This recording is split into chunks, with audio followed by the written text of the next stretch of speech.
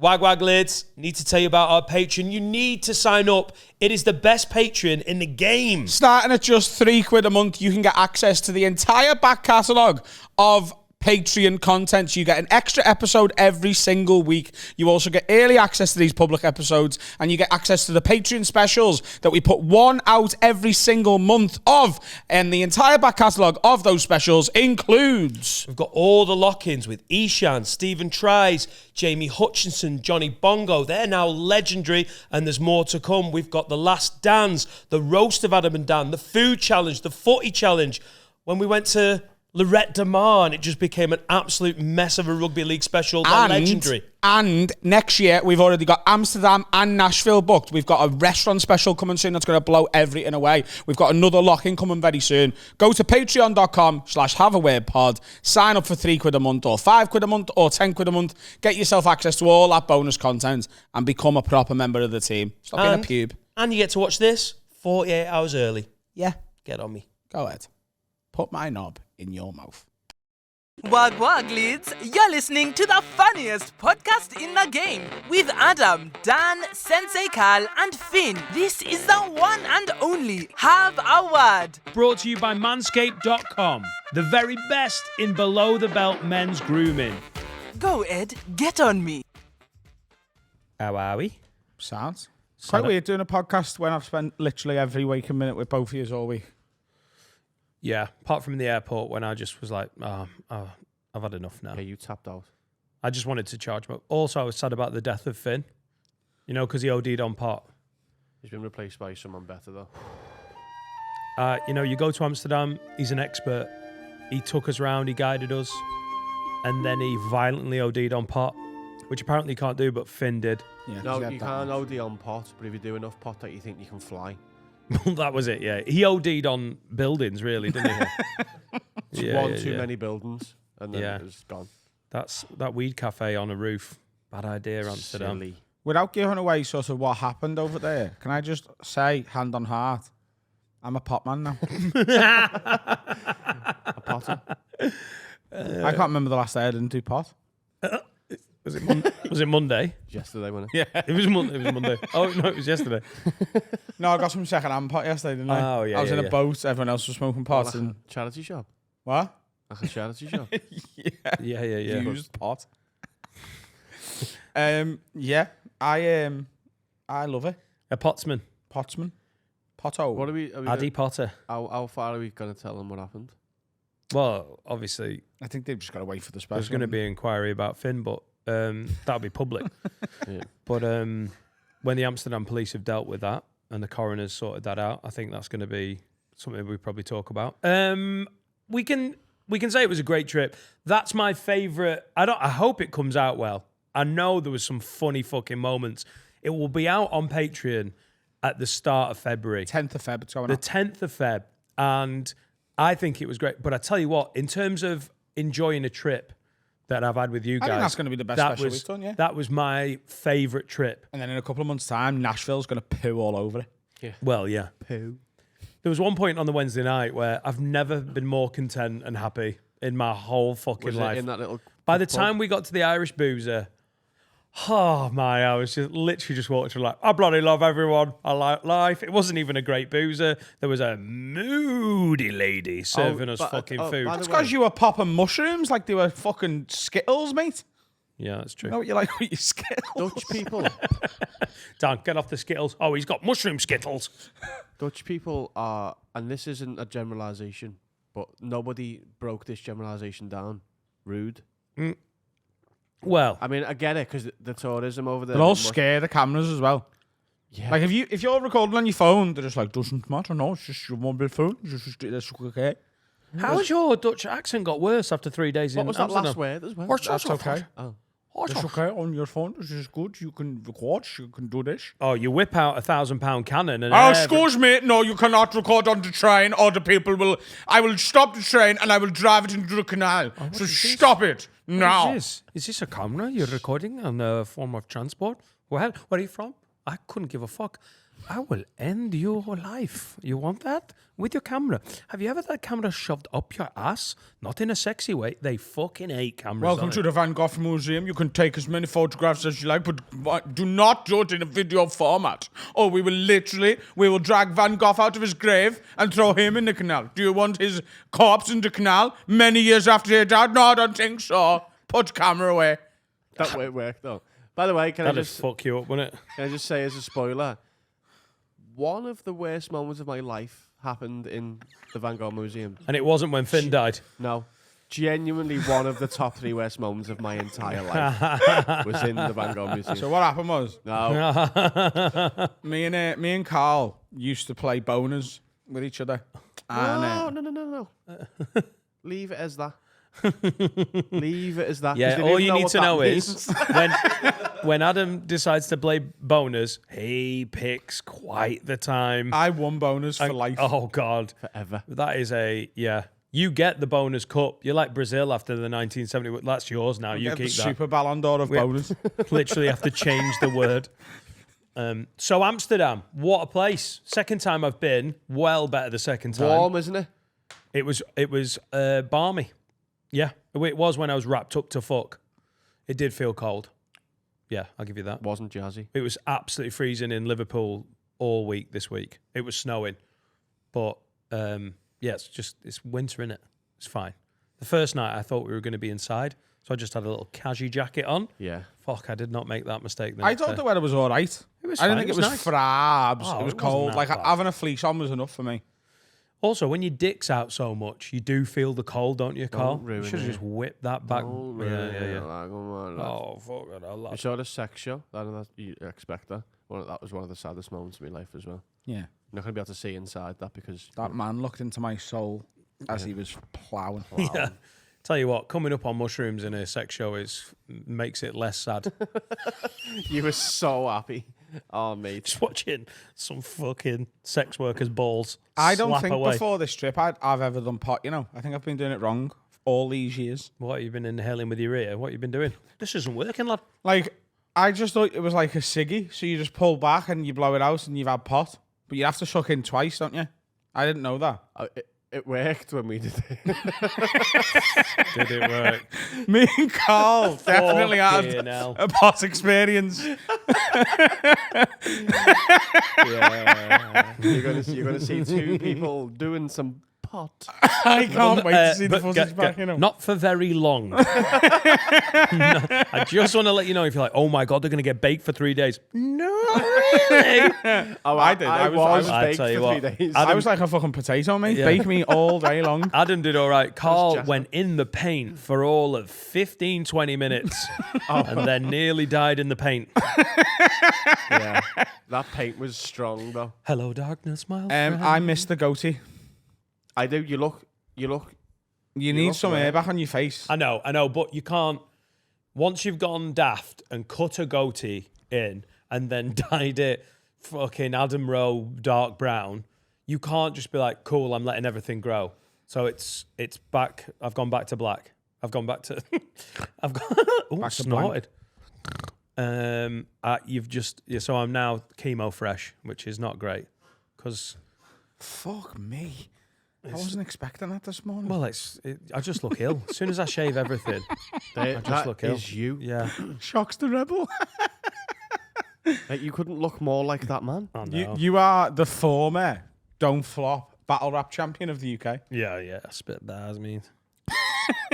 There's not many He's pictures. sick, Shocks. He I've is. seen him live twice. Yeah, he's great. Very, very good. Seen him battle Lou Cypher from America, and I've seen him battle Tony in person. Well, he looks ill, and so do I. No, you don't. You look younger. All right, cool. I'm going back to the beard. I want my wife to have sex with me again. And magician paedophile was not doing it for her. So I'm going back to a bit of a little gingery beard. I like Is that all it. right? Yeah. But fucked around, messed around, annoyed some people. Now I've annoyed them again by shaving it off. I can't believe Just gonna you go let back to us get normal. used to it, and I got to the point where I liked it, and then you've got rid of it. I'm not messing. I was like, oh, you look actually well better. No, it's fine. It's not my face. Just messing around. I'll let my jokes be funny rather than my fucking face. But If I Get that on the poster. if I could grow hair, I'd be the dickhead who did loads of different things with it. Because I love fucking around. Like it's fun. Why don't we actually do the turkey special? All right, cool. Steve You wants get to your go. hair done. Steve wants to get his hair done. But what did they do? Talk me through. Because in my head, it's that Bill Burr bit when they're like stapling shit in your head. Yeah, do I it. just No, they take it. We've said this before, but They shave a Turkish woman's asshole and they put a asshole hair on your head, but it looks good. Yeah. right. I mean, what? Have you not seen like the results? Which Show him Rob Holden. Rob Holden, mate. Have you seen his hair transplant? Rob Holden, Oh my god, he's not very good Show at football. him the before and after of Rob Holding, the Arsenal footballer. Arsenal player. Yeah. Have you not seen this? Is it Holding or Holden? Holding. Holding. So he Rob's holding on to his hair now, mate. Oh. Fucking hell. Wait until you see this. Can I have a Turkish woman's arsehole there then? Do you have to pick her out of a line? She No, it's she not bends over and you're like, Look at that. ooh. Right. There's Well, not I can't see happening on the anything. telly, by the way. I can see Gary Oldman in Slow Horses. And I'd still rather look like Gary Oldman. Do you know who Gary Oldman's sister is? Kathy Burke? No. No, it's not. Who- No, that's not even the one I'm talking You're about. talking about that he's got long hair now. Yeah. Yeah, look at that. That is. So he's gone from Dennis Burkamp. To Diego Forlan. Oh my. Oh, That's the same person. what? There is a Turkish woman missing a lot of arsehole hair for Rob Holding. How good's that? Do you not want that in your life? You'd look fucking great with that hair. Yes. Yeah. Let's take you to Turkey Cool. then. Next special. What colour do you want? What? I want to look like Rob Holden. I want to I look think like you'd suit blonde. I want to look like a beautiful Swedish boy. Okay.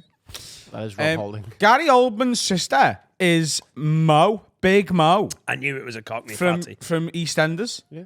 Mad. Yeah, mad. They look similar, don't they? Mo and Kathy Burke. You can see where I got it from. In my head, there was a visual. Mo and Kathy Beck don't look similar at all. Well, I'd love Kathy Beck to come on the podcast, you know. Yeah, Yeah, she's fucking brilliant. lock in with Kathy Beck would be unbelievable. Oh my god. Yeah. Okay. Cool. I'm in. As long as I get to pick out the Can they go arsehole from hair. bald? This isn't me offending you. Can they go from bald? Or does it have to be? I think at best I'll end up like Zidane, but I'll try for Forlan. Is that all right? Yeah. But he isn't bald, is he? He's balding. Because the other day he had like hair around the back, so there is something to work with. Claire. There's Claire Balding round the back. Rob Holden on the top. Kathy Burke in the bedroom. What? Just find out where he got it. That's probably like 2 years worth, and maybe like fucking 50 grand or something because he's rich. But that is fantastic, isn't it? What he's done there. Yeah. I'll just get ripped though, won't I? Why? Is it just easy to just be like, yeah, it's going. Who gives a fuck? It's up to you. Who's going to rip you though? Oh, look at you and your Oh, I don't know. Everyone that's ever followed me on social media ever. No. I don't think I think people would genuinely be like good for you. Like if my hair ever starts to go, by the way, I'm going to Turkey. Like Steve wants to go this year. All right. So we all going. Yeah. What are me and Adam getting? I am a little worried that if I look like a Forwards. beautiful Uruguayan centre forward, I'm not going to want to live in a 4-bedroom semi in a village in Cheshire. okay. I think it might change things. Where do you think Forlan lived when he played for United? Sorgle. What do me and Carl get? Because you're getting your hair done. Oh, I want my nipples, Pete. So if we're want my nipples, Devin. if you're You're getting not your hair getting done on the turkey company nips. account, then me and Carl owed I've a got quite procedure. small nipples. You know? So I'll get her arsehole there. You can have her nipples. Mate, she's retiring on our visit. Are we I've got taking quite parts off Mr. Potato Head? I'll have your lips, girl. There you go. nipples on potato would be fucking rough. I've got quite small nipples Why does that keep making me laugh? and quite small Can I ears. see your nips? Can we get them on? Can we get them on camera? Oh, that's us demonetized. Carl, I know we like to joke around and whatnot, but you've got healthy Spanish human nipples. There's nothing wrong with them, I just kid. think they're quite small. Can I get a vagina on my shoulder? Oh, I've looked for it. She doesn't exist. next to your fucking chip. No, Um, I'd like to have like a vagina on me at all times, just in case I'm ever bored. I can just have a little finger on me. Can you? I don't want to lose my dick. Do you feel the sensation of a pussy? I feel like no. So you're just practicing. Can it? What? But it does get wet. Oh my god. Right. Can I get like a fanny on my leg? Me like, Why'd you want that? Imagine that. What? Falling Practice. asleep on a train. Waking up, someone's like, oh, What no. happens when someone falls asleep on your shoulder and they're licking you out? what do you do when you sleep? Yeah, talk me through sleeping on someone's shoulder. Oh, he's resting. He's tired. I want a Brazilian bum lift. I nearly thought you said bum lick. What's wrong with your bum? You've got a saggy bum. I've got a small bum. That's not a lift. I've got a Mike Wazowski bum. You want a plump? Have you seen Mike Wazowski's got no arsehole? Was I ski? His whole head's a cheek. Is that the lawyer? Do you not? Have you not seen my ass? No, I've seen Monsters. This is Inc. how we deal with grief. Finn's gone. We're all getting our arses and nipples out. I could do with a bigger bum Why?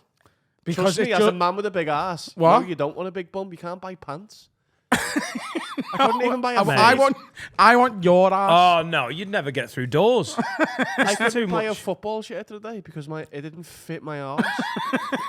It bunched up on your fucking hips. I need a bigger ass. Yeah. Why? Really? Do Yeah. you think it's taken Do you away, not- look, taken away look from at your my comedy? ass. Look. Do you not see how small Fuck it is? me. You've got like How are your jeans staying up? My jeans fall down all the time. Oh. I'm a fat man who can't keep his jeans. you've got Kaylee's ass from round the council estate. She goes the off here. Oh my God, you've got Mike Wazowski's ass. Who's in the same colour? All right, Hang on, have I missed the porno If where he- Mike Wazowski if- gets his ass out? if- What the fuck's going on, if mate? he had kids. Why have you got your fucking pants off? What's going? When did you see Mike Wazowski's ass? In Monsters Inc. 3, What? Mike gets bummed. Monster Pussy. You don't want my ass. It's more annoying than you think. I want a halfway house between my ass and your ass. Well, why don't we just get a bit of yours taken off and put a bit of it on his? A bum transplant. A bum transplant. Honestly, in Turkey, for cash, they'll do fucking anything. Yeah, don't worry, my friend. When no Finn, we give him discount code Finn, which is 10 in Welsh. Get a little bit of your chunk, put it on your Wazowski. Pow. You'd be more confident then. Do you know, Have you never noticed my ass before now? I've been really worried about your confidence recently. You've been lacking, and now I know it's because you've got that fucking... What is that? It's mad, isn't It's it? just a drop-off. Isn't it Hell, mad? that's a bit rough. It's such What a is weird bum. I just couldn't think. You're a man now. You don't need a good bum. You just want a good bum Girls now. love cock. Why don't you get some of his arse taken off and put on your cock? Cock ass. That doesn't solve any of We our could have done problems. that in Amsterdam. There'd have been a service for that. Yeah. Right, so book us in for Turkey. I'm ready. I reckon they. In all seriousness, I would in all do it. seriousness, they do it for free as well. Like if we did it for the podcast, like Paul Smith got his teeth for nothing. John May got his teeth for nothing. Right. How are your teeth? Happy? I'm back on the Invisalign I'd train. never get what Paul got. That's. I don't want me teeth shaven down. I've been to the dentist last week Yeah. and I'm going to get the trays I used to have. Yeah. And I stopped wearing them when I broke up with my ex and just went off the rails for a bit. So they've measured me teeth How big are they? and I'm collecting me trays on Monday morning at 9 before I go and do Dead Men Talking. All right. Yeah, because you need to look fresh for Dead Man. But I am going to have to wear them a lot more regularly than I did last time. So there is going to be a lot of less on the podcast. No, thank you. I can't say it. What are you putting in your mouth? An apple? You've never tried to talk with plastic in your gob, have you? I haven't. No. It's hard.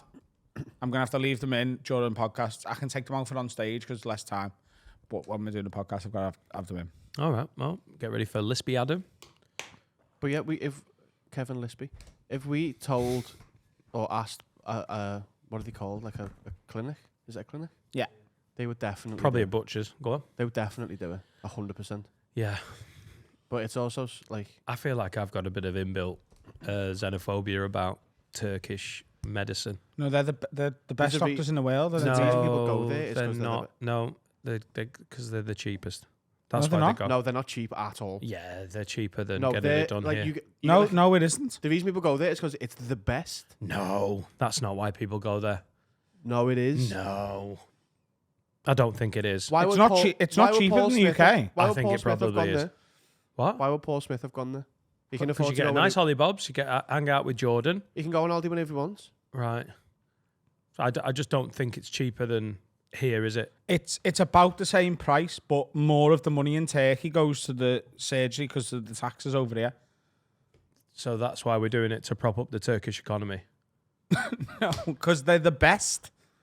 And the best go there because they earn more money per thing because they don't get taxed as much.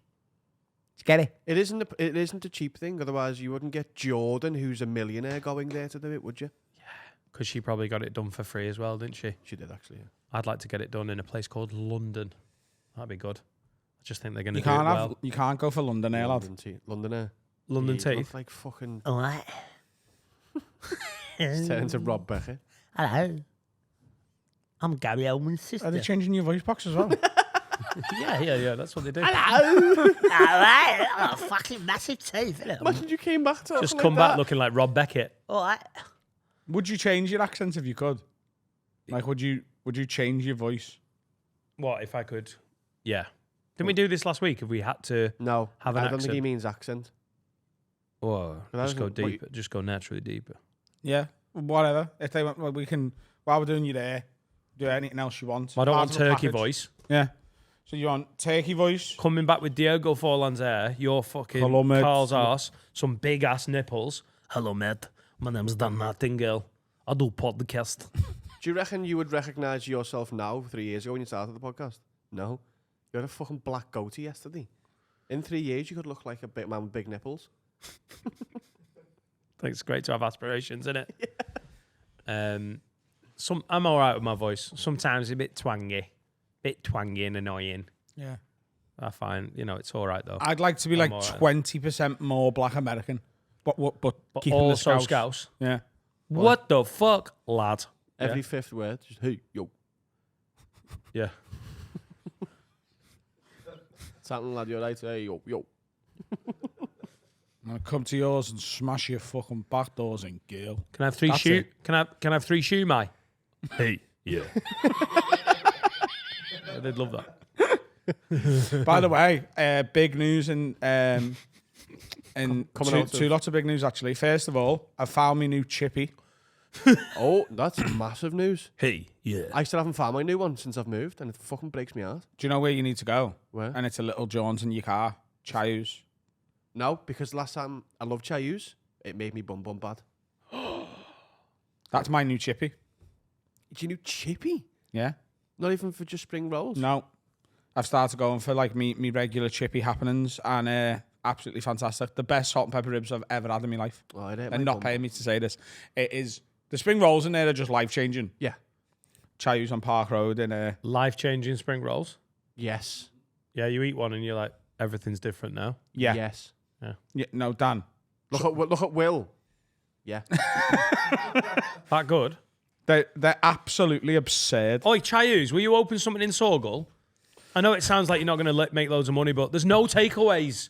I've got only Domino's deliver. Oh, that's you struggle. make I will pay the rent. I tell you what, someone open a decent takeaway with a lovely chicken shish kebab We're not gonna in chippy? Sorgal, and I'll pay the rent, and you can everything else after that you can just make Have you not profit. got a good chippy, no? No, Jumbo's on Princess Drive. Fucking go to Jumbo chippy. sounds bad though, doesn't it? No, Yeah. it's called, It No, does sound do like you know it's what I going to be mean? shit. no, it's called Jumbo's because the portions are absurd. Yeah, I know, but you know what I mean in terms of like if As you a just, title, as a it doesn't title, sound like a good Jumbo's chippy. doesn't I've sound always good. thought this. I'm glad you said that. Jumbo sounds like a bad chippy. It sounds like it's only just opened. Yeah, I know what you mean. But Chayus has been there since the beginning of Mate, Chinese. No, Jumbo's used to be in Daisy. It's moved. Like up in China was there, and then Chayus opened right after China. Yeah, they got kicked out. Well, It's I an haven't got ethnic a new. I haven't got a new one yet. Got Yeah, honestly. But it made me bum bad. Yeah, well, just take that as a bad day. Trust me, and go back. Because as a chippy, it's fucking like they're the best salt and pepper ribs I've ever had. quite a drive The from chips. the What's Spanish your Quarter. what's your It's 10 minutes from yours. from the What's your Spanish Chinese Quarter, order? What? What's your Chinese? It's like Google arguing. No, it's not. It's fucking welfare. It isn't even 10 minutes, man. It's like, fucking, you know, Less. longer. That's it. What's your order? Right. Like tonight, you get back, you go chippy. Right, so the other night, I went there to the phone. Just remembered what you ordered in the Chinese. Oh my God. Henry VIII in a fucking Chinese. I had the in Amsterdam. munchies for the first time in my life, and you gave me a business card and a Chinese menu. Finn turned up and asked for a menu and he went, oh no, there's already a lot of food. Did he order pages? We've done that before. Paul Don't know- Smith did that You once. go, I'll have the page. Paul Smith asked for page 3 in the Mayflower. Oh my God. And then we all fell asleep. I'll have, lads, you don't need to write down all the numbers. I'll have 11 through 33. Thanks. Oh, that was a mad night. Yeah, so I went to Chayu's the other night, and I got salt and pepper ribs. Classic. I got half chips, half fried rice, and I got a pot of curry sauce, and I got 2 portions of spring rolls as well. That's a very basic order, that, though, isn't it? That's I'm hungry, I want to get it done, and now I like it. Yeah, he's going to have to double that when he's potted. The salt and pepper chicken there is great. The chips are like top level chippy chips. Really, yeah. I can't believe I've never tried it as a chippy before. That's the level of a good chippy, the chippy chips. The chippy, by mine, the chips aren't good, so I've wrote it off. Yeah. Yeah, which you absolutely should. Yeah. Because that's the foundation of the whole thing, innit? Surely. Absolutely unbelievable. The chips are excellent. The fried rice is good. The curry sauce is, you know, when it's like a bit green, Yeah. it's just In a good way. We should Chinese curry sauce. If it's like a bit green in colour, is just we should it's take him perfect. the gravy can. You ever been the gravy can? the gravy's not. It's gone off a cliff. Has it? Yeah. There used to be a chippy in town, right near hot water, and like all good chippies, it has not been done up in 100 years. Which is the right. They As it should didn't be. even have a name. But they used to do their gravy. Honestly, was worth travelling for. Like me and Carl used to like be in town, and we like it's a bit of a walk up to that, and we'd be like, Traveling. Like we go- people are coming in from fucking "Should we go to the Wakefield. gravy gaff?" Right. Because the chips and gravy from there was just like nothing you've ever tasted in your life. Oh my god. What's your order from the chippy, Carl? I've What's your got go-to? moods, mate. If I'm just hungry, I'll just get chips, fried rice, and curry sauce, and have Boss chip butties. If you're sad. If I'm sad, I'll get loads. Right. I like a satay. Yeah. I like a basic sweet and sour. I know it's proper basic. Salt and pepper chicken is my go-to, but also I like a beef green pepper with black bean sauce. I like a vermicelli as well. Have you got an angry order? If I'm angry, I'll probably just go to somewhere else. Oh, really? I don't want to be seen as racist. Somewhere white. Yeah, Listen, you cunt. Nando's. Nice. But yeah, I like a bit. I'm a basic man with the chicken. What's your order from a Chinese? A Chinese chippy? It's not really my go-to, is it? But in Belfast, after the gig, which was the first gig of the tour, the only place in open was like a Chinese sitting place, and I had salt and pepper chicken, proper salt and pepper chicken for probably the first time. Absolutely sensational. Yeah. I'll give you that. Caspian's my go-to, but it's like a kebab place, so I get a chicken sheesh, and then chips, obviously, and if I'm really hungry, I'll get a garlic bread, but ask for cheese on half, and then I make a little garlic calzone. bread cheese toasty. Jeez. that's So like nice. the 6 pieces, and the cheese in the middle. I and the prefer a garlic bread, but no cheese, mate. yeah, but I like I like both. Depends. I don't like a too cheesy one. Yeah, they overdo it, don't they? And in a slightly related and second bit of big news for me, I've booked in me laser hair removal.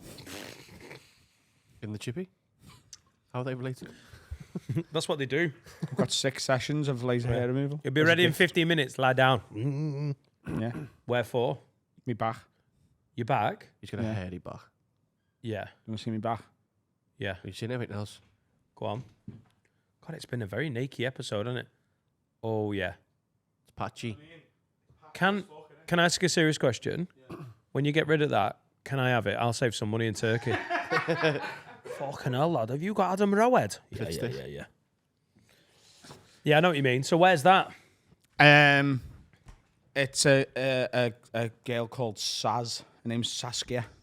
Saskia. She sounds fit. All Saskias sound apparently she is. She's also a lesbian. Likes pussy, not cock. A thespian? Well, that makes her even more attractive, innit? Yeah. It's like a challenge, isn't it?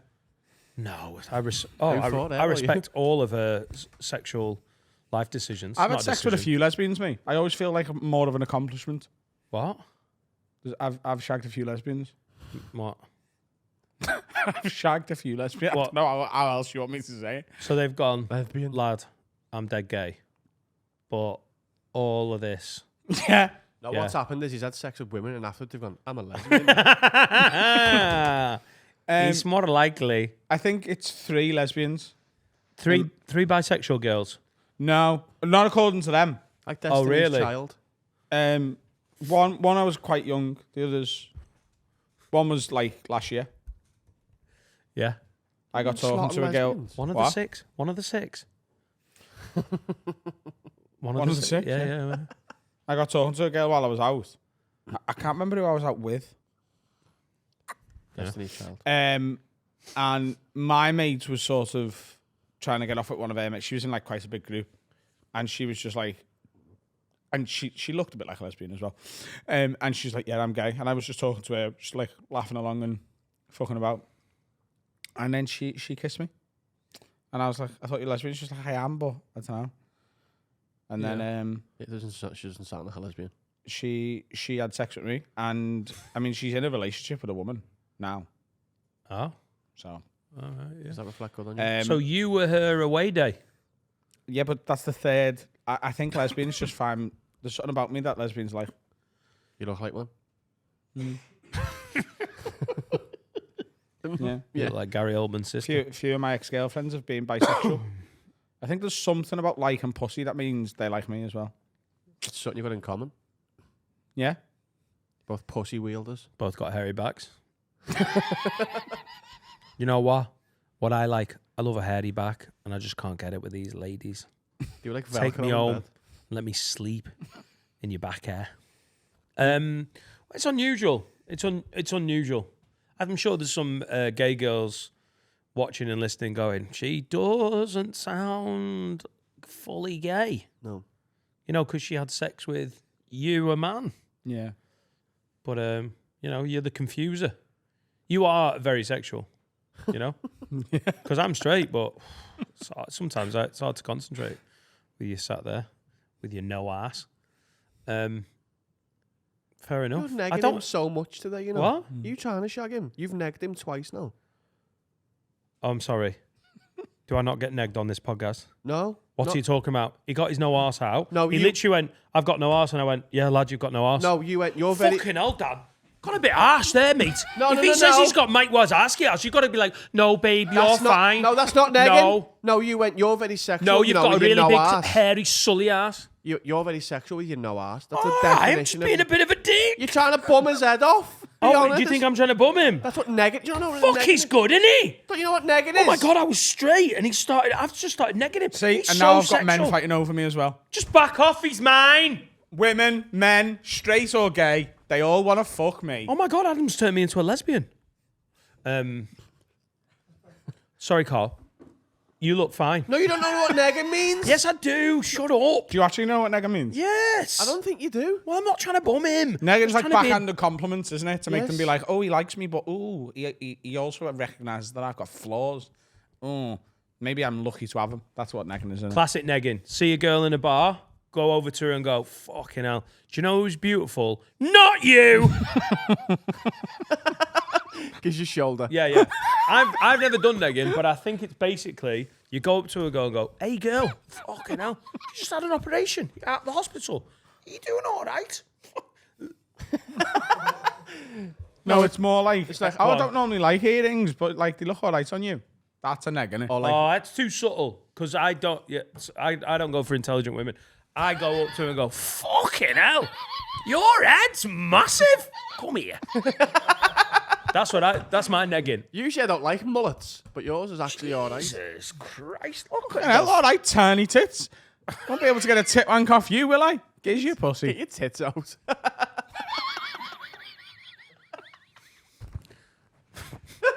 How much do you earn? I earn loads, and I'm dead hot, and you're not.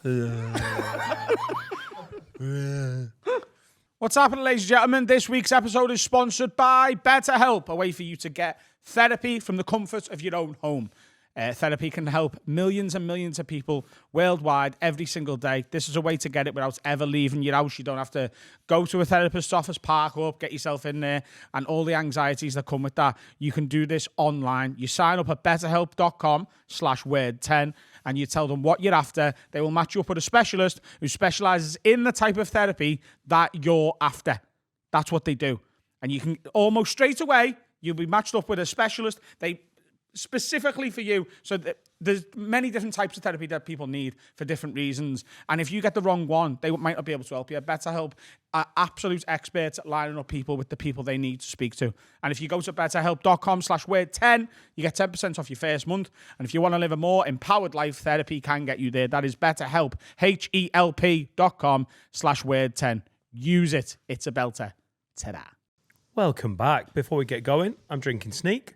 It's my favourite energy drink. Use code WORD10. What flavour's that? It's my mixy flavour. Mixy. Strawberry and watermelon with a bit of bubblegum. It's my favourite at the moment. Is that 3 different flavours? Strawberry and watermelon's one. I do this. Something very satisfying about making your own little fucking Isn't that concoctions. like having like a bit of crack and heroin at the same time, though? Like, you know, there's other analogies you could have used. You could have gone Coke and a little bit of Fanta at Nando's, which is fire, by the way. I love a little bit of Fanta in a Coke. There's a Scottish drinks company that does mixy drinks in like glass bottles. I had one in Edinburgh a couple of weeks ago when we were previewing Juicy, and it was absolutely disgusting. Right. Well, I've never forwarded science, and the learning of man, but that's my little part of it. Like, maybe no one's ever done this. What? Imagine what it'd be like to forward science. Like, imagine making a fucking discovery and you're just the fucking, like, guy for good, do you know what I mean? But maybe you have, and then just gone, everyone will know that. What would Maybe. you like named after you? What do you mean, like a Like a vaccine or like a comet? It's all science, isn't it? a comet? A vaccine or a comet. Or A hurricane. Or a comet? I identify as a hurricane in many ways. They're not named after people, they're just given names of people. No, it's the first person who sees it. No, it's not. It is. That's why they're always called like Norma and that. 'Cause No, it's they old were- cunts who were always keeping an eye on the weather. Dan, don't bite. Oh, who got in there? Who got in there first? Norma from Kentucky. Good eyes there. Hurricane Adam. Hurricane Adam when That'd it comes right round. That'd be the first of the year, wouldn't it? I'd like a comet that is also a vaccine. That'd be impressive, wouldn't it? Ooh. Okay, no. I got hit by that comet, and now I don't have COVID. 'Cause I'm dead. What a song that would be. So yeah, get on this Sneak. Do you want to do the thing you thought of? We were going to do favourite villains of all time. We were having a discussion on the flight back from Dam. I just do you About- remember a few years ago? I wanted to start a podcast called Top 5. Do you Oh remember? yeah. And we recorded an episode of it in your house, and nothing ever got done with it. Yeah. And the idea was you pick your top 5 comics, sat with another comic, but also your top 5 something else, sat with a comic as well.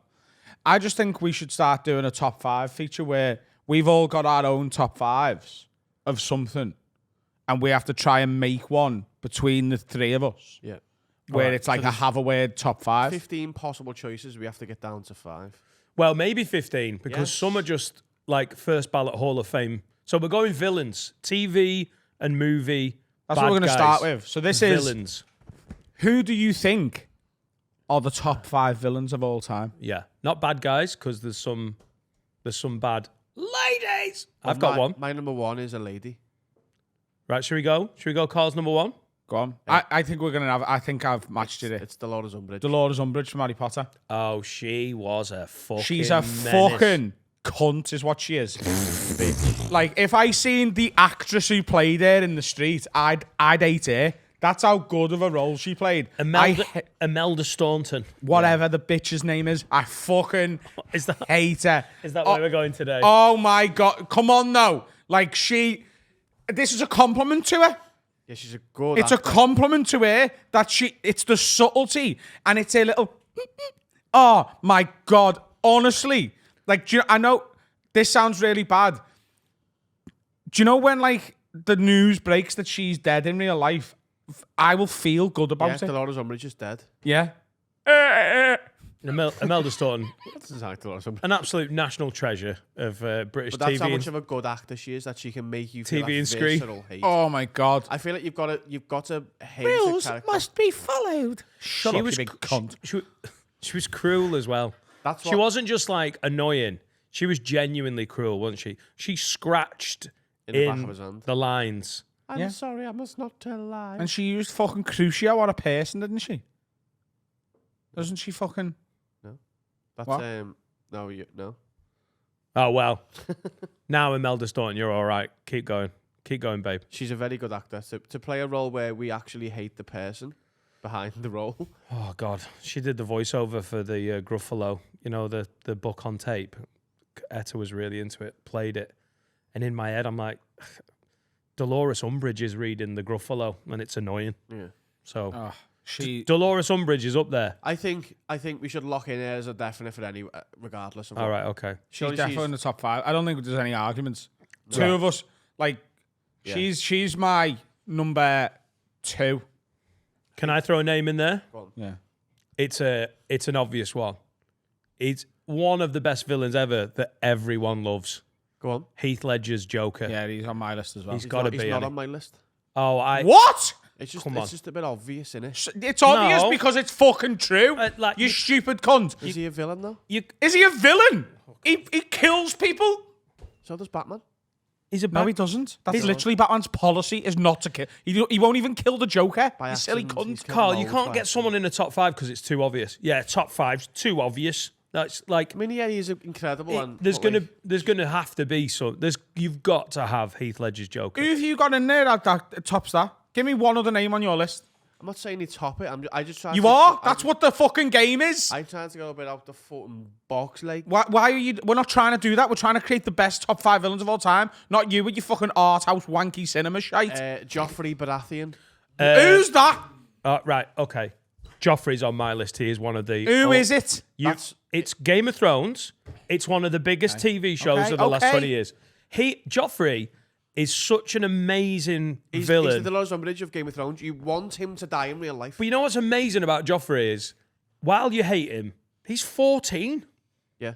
He's the most despicable character that when a child dies, you're like, oh, I don't think thank God Child? for that. I don't think children should be exempt from this. I think, like, some children are horrible little cunts and they deserve death.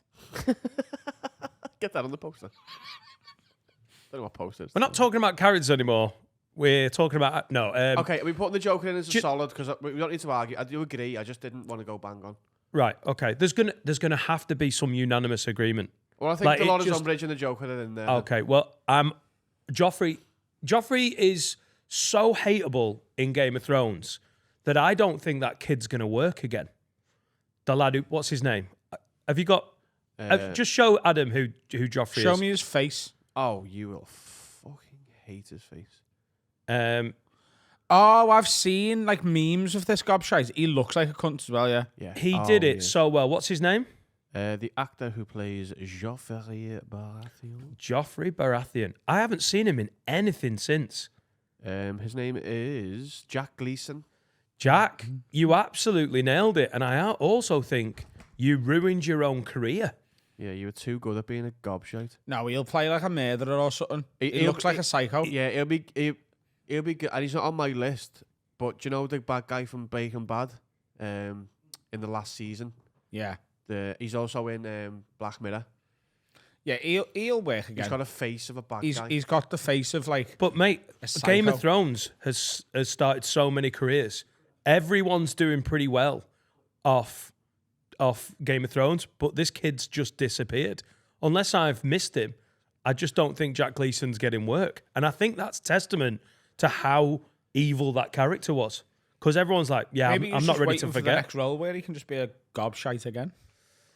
Can I throw one out there? Yeah.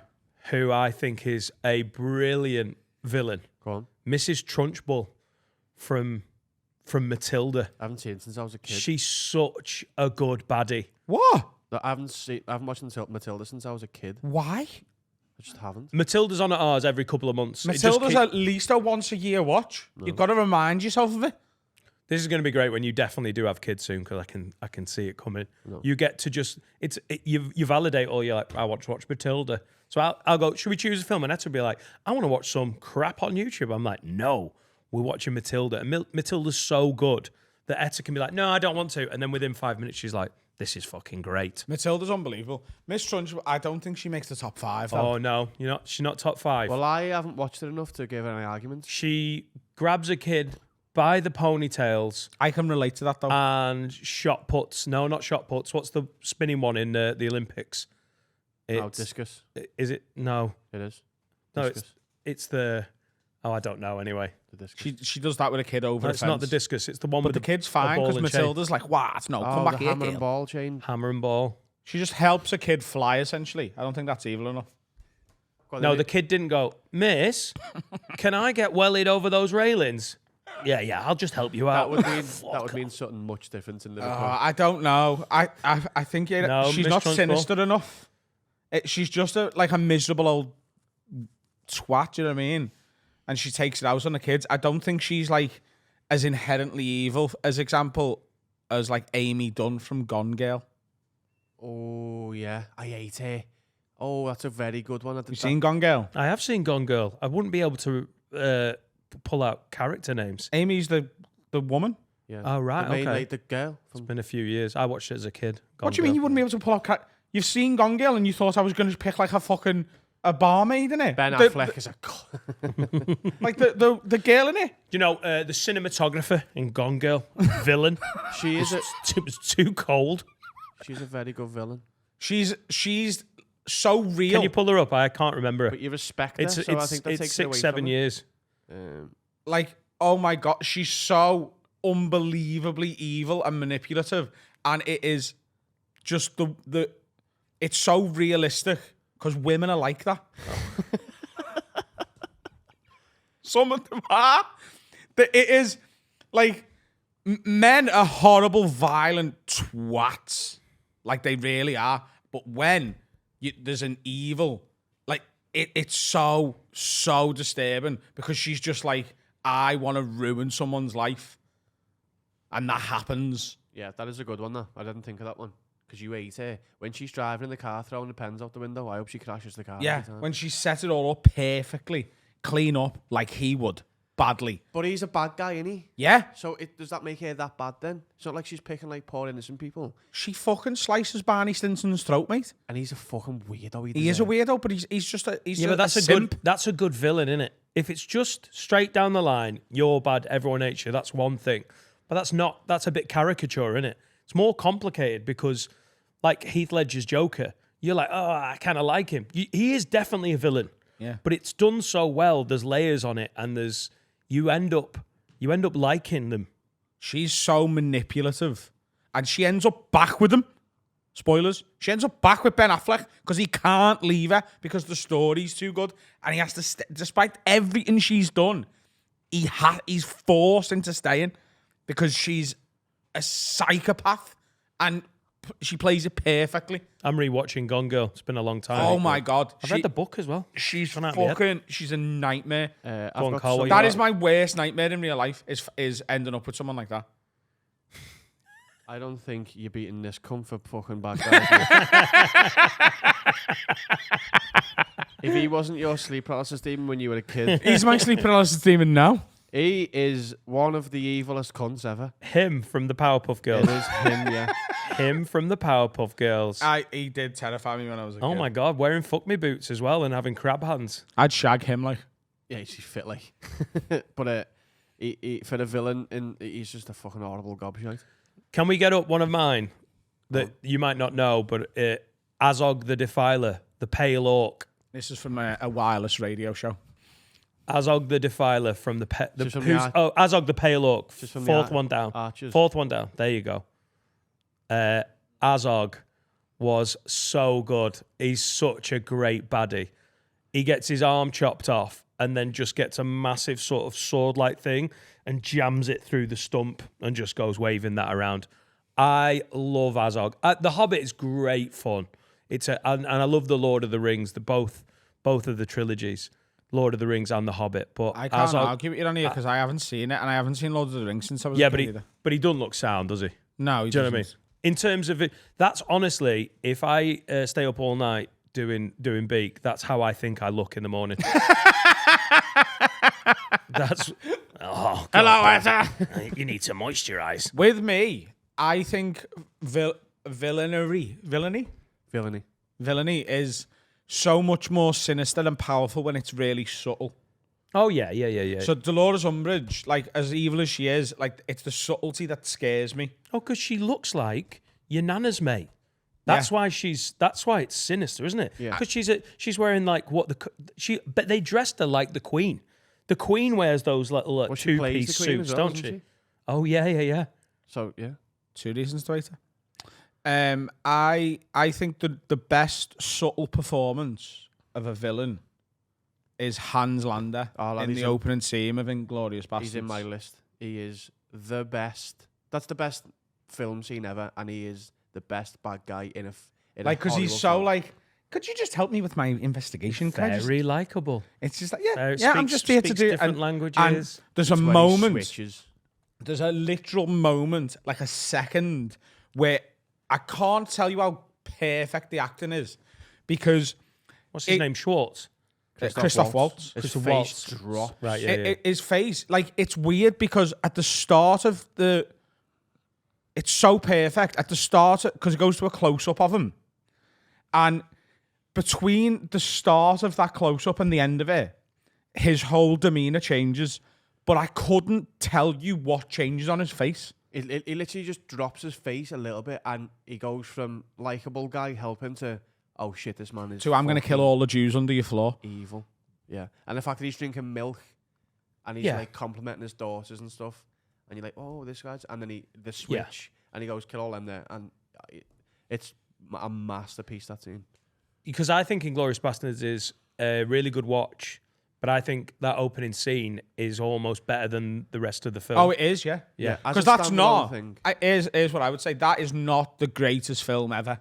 It's good. No. That scene, I think you could make a serious argument. It might be a top 5 scene in any film ever. It's my favorite scene in a And it Hollywood sets film. the tone Yeah, he's in my list. unbelievably, doesn't I it? think I think for subtlety and actor, I think Hans Lander. Yeah, I don't think Azog the Defiler, the Pale Orc, has the same sort of subtlety. No, he didn't look like, I haven't seen it, but he didn't look like. But he does drink milk.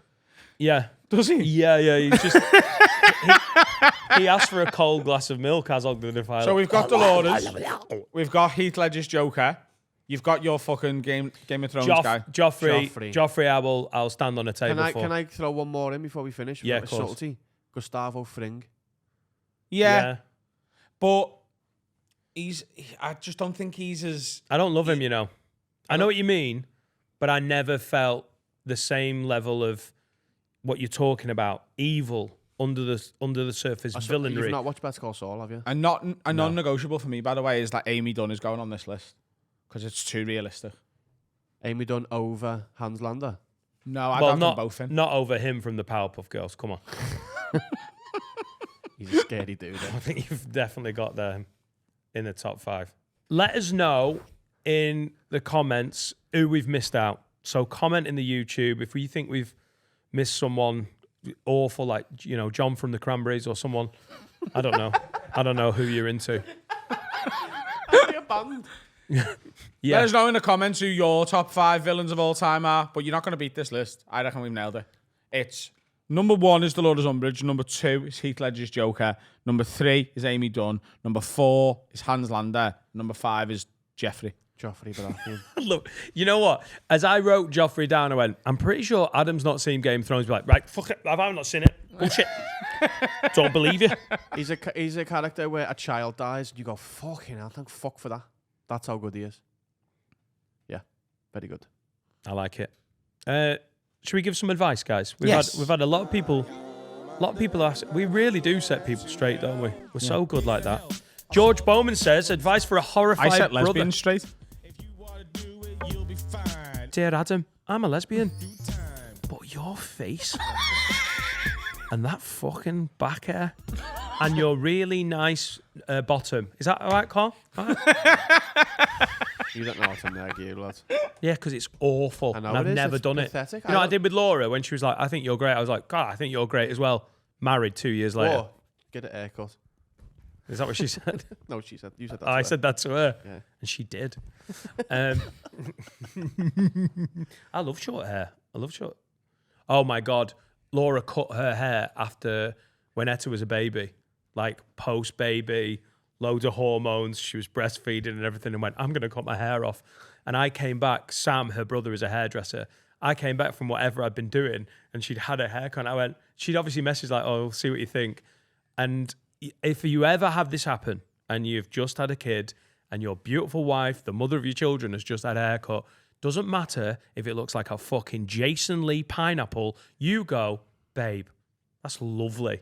Don't do what I did, walk in and go, oh, is it finished? Oh my God. She saw her It looks French. ass. I liked see, it. I just didn't think it had finished. I understand that most women like to be lied to, right? About like stuff like that. They do, don't they? They don't want you to tell the truth. I think they just want you to be Don't. smart. Just be smart. Just take it. It's not every day. It's context here. Just say a smart thing and not. If I walked in and my girlfriend had like fucking give herself a Mohican, I'm sorry, but I'm not telling her that it looks good and having her keep it. That's why it was with you with the goatee. It was like, it needs to go. Like, I know this upsets you right now, but like, I'm not going to find you attractive for the goatee. Thanks. Plus, I've just had a baby. You're so considerate, and I am breastfeeding. I can't look at my girlfriend in the eye and be like, you've got a Mohican and I'm happy about it. No one can. She didn't have a Mohican cut in. She wasn't like, I've just had a baby. I want to do something different. Fwah! Diet green, spike it up. What? What did you say? Is it finished? And what did she It's say? like, is it finished? Yeah, she didn't say much for about 48 hours. Do you know when like women are like, am I the most beautiful girl in the world? And they want you to say, yeah. I just don't humour them at all. I'm just like, no. You don't even, Of course you're not. Not even probably in the top 25,000. Yeah. Yeah, but do you You're have- not? Yeah, don't.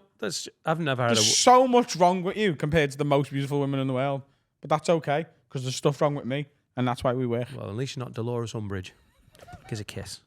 Good nagging. There we go.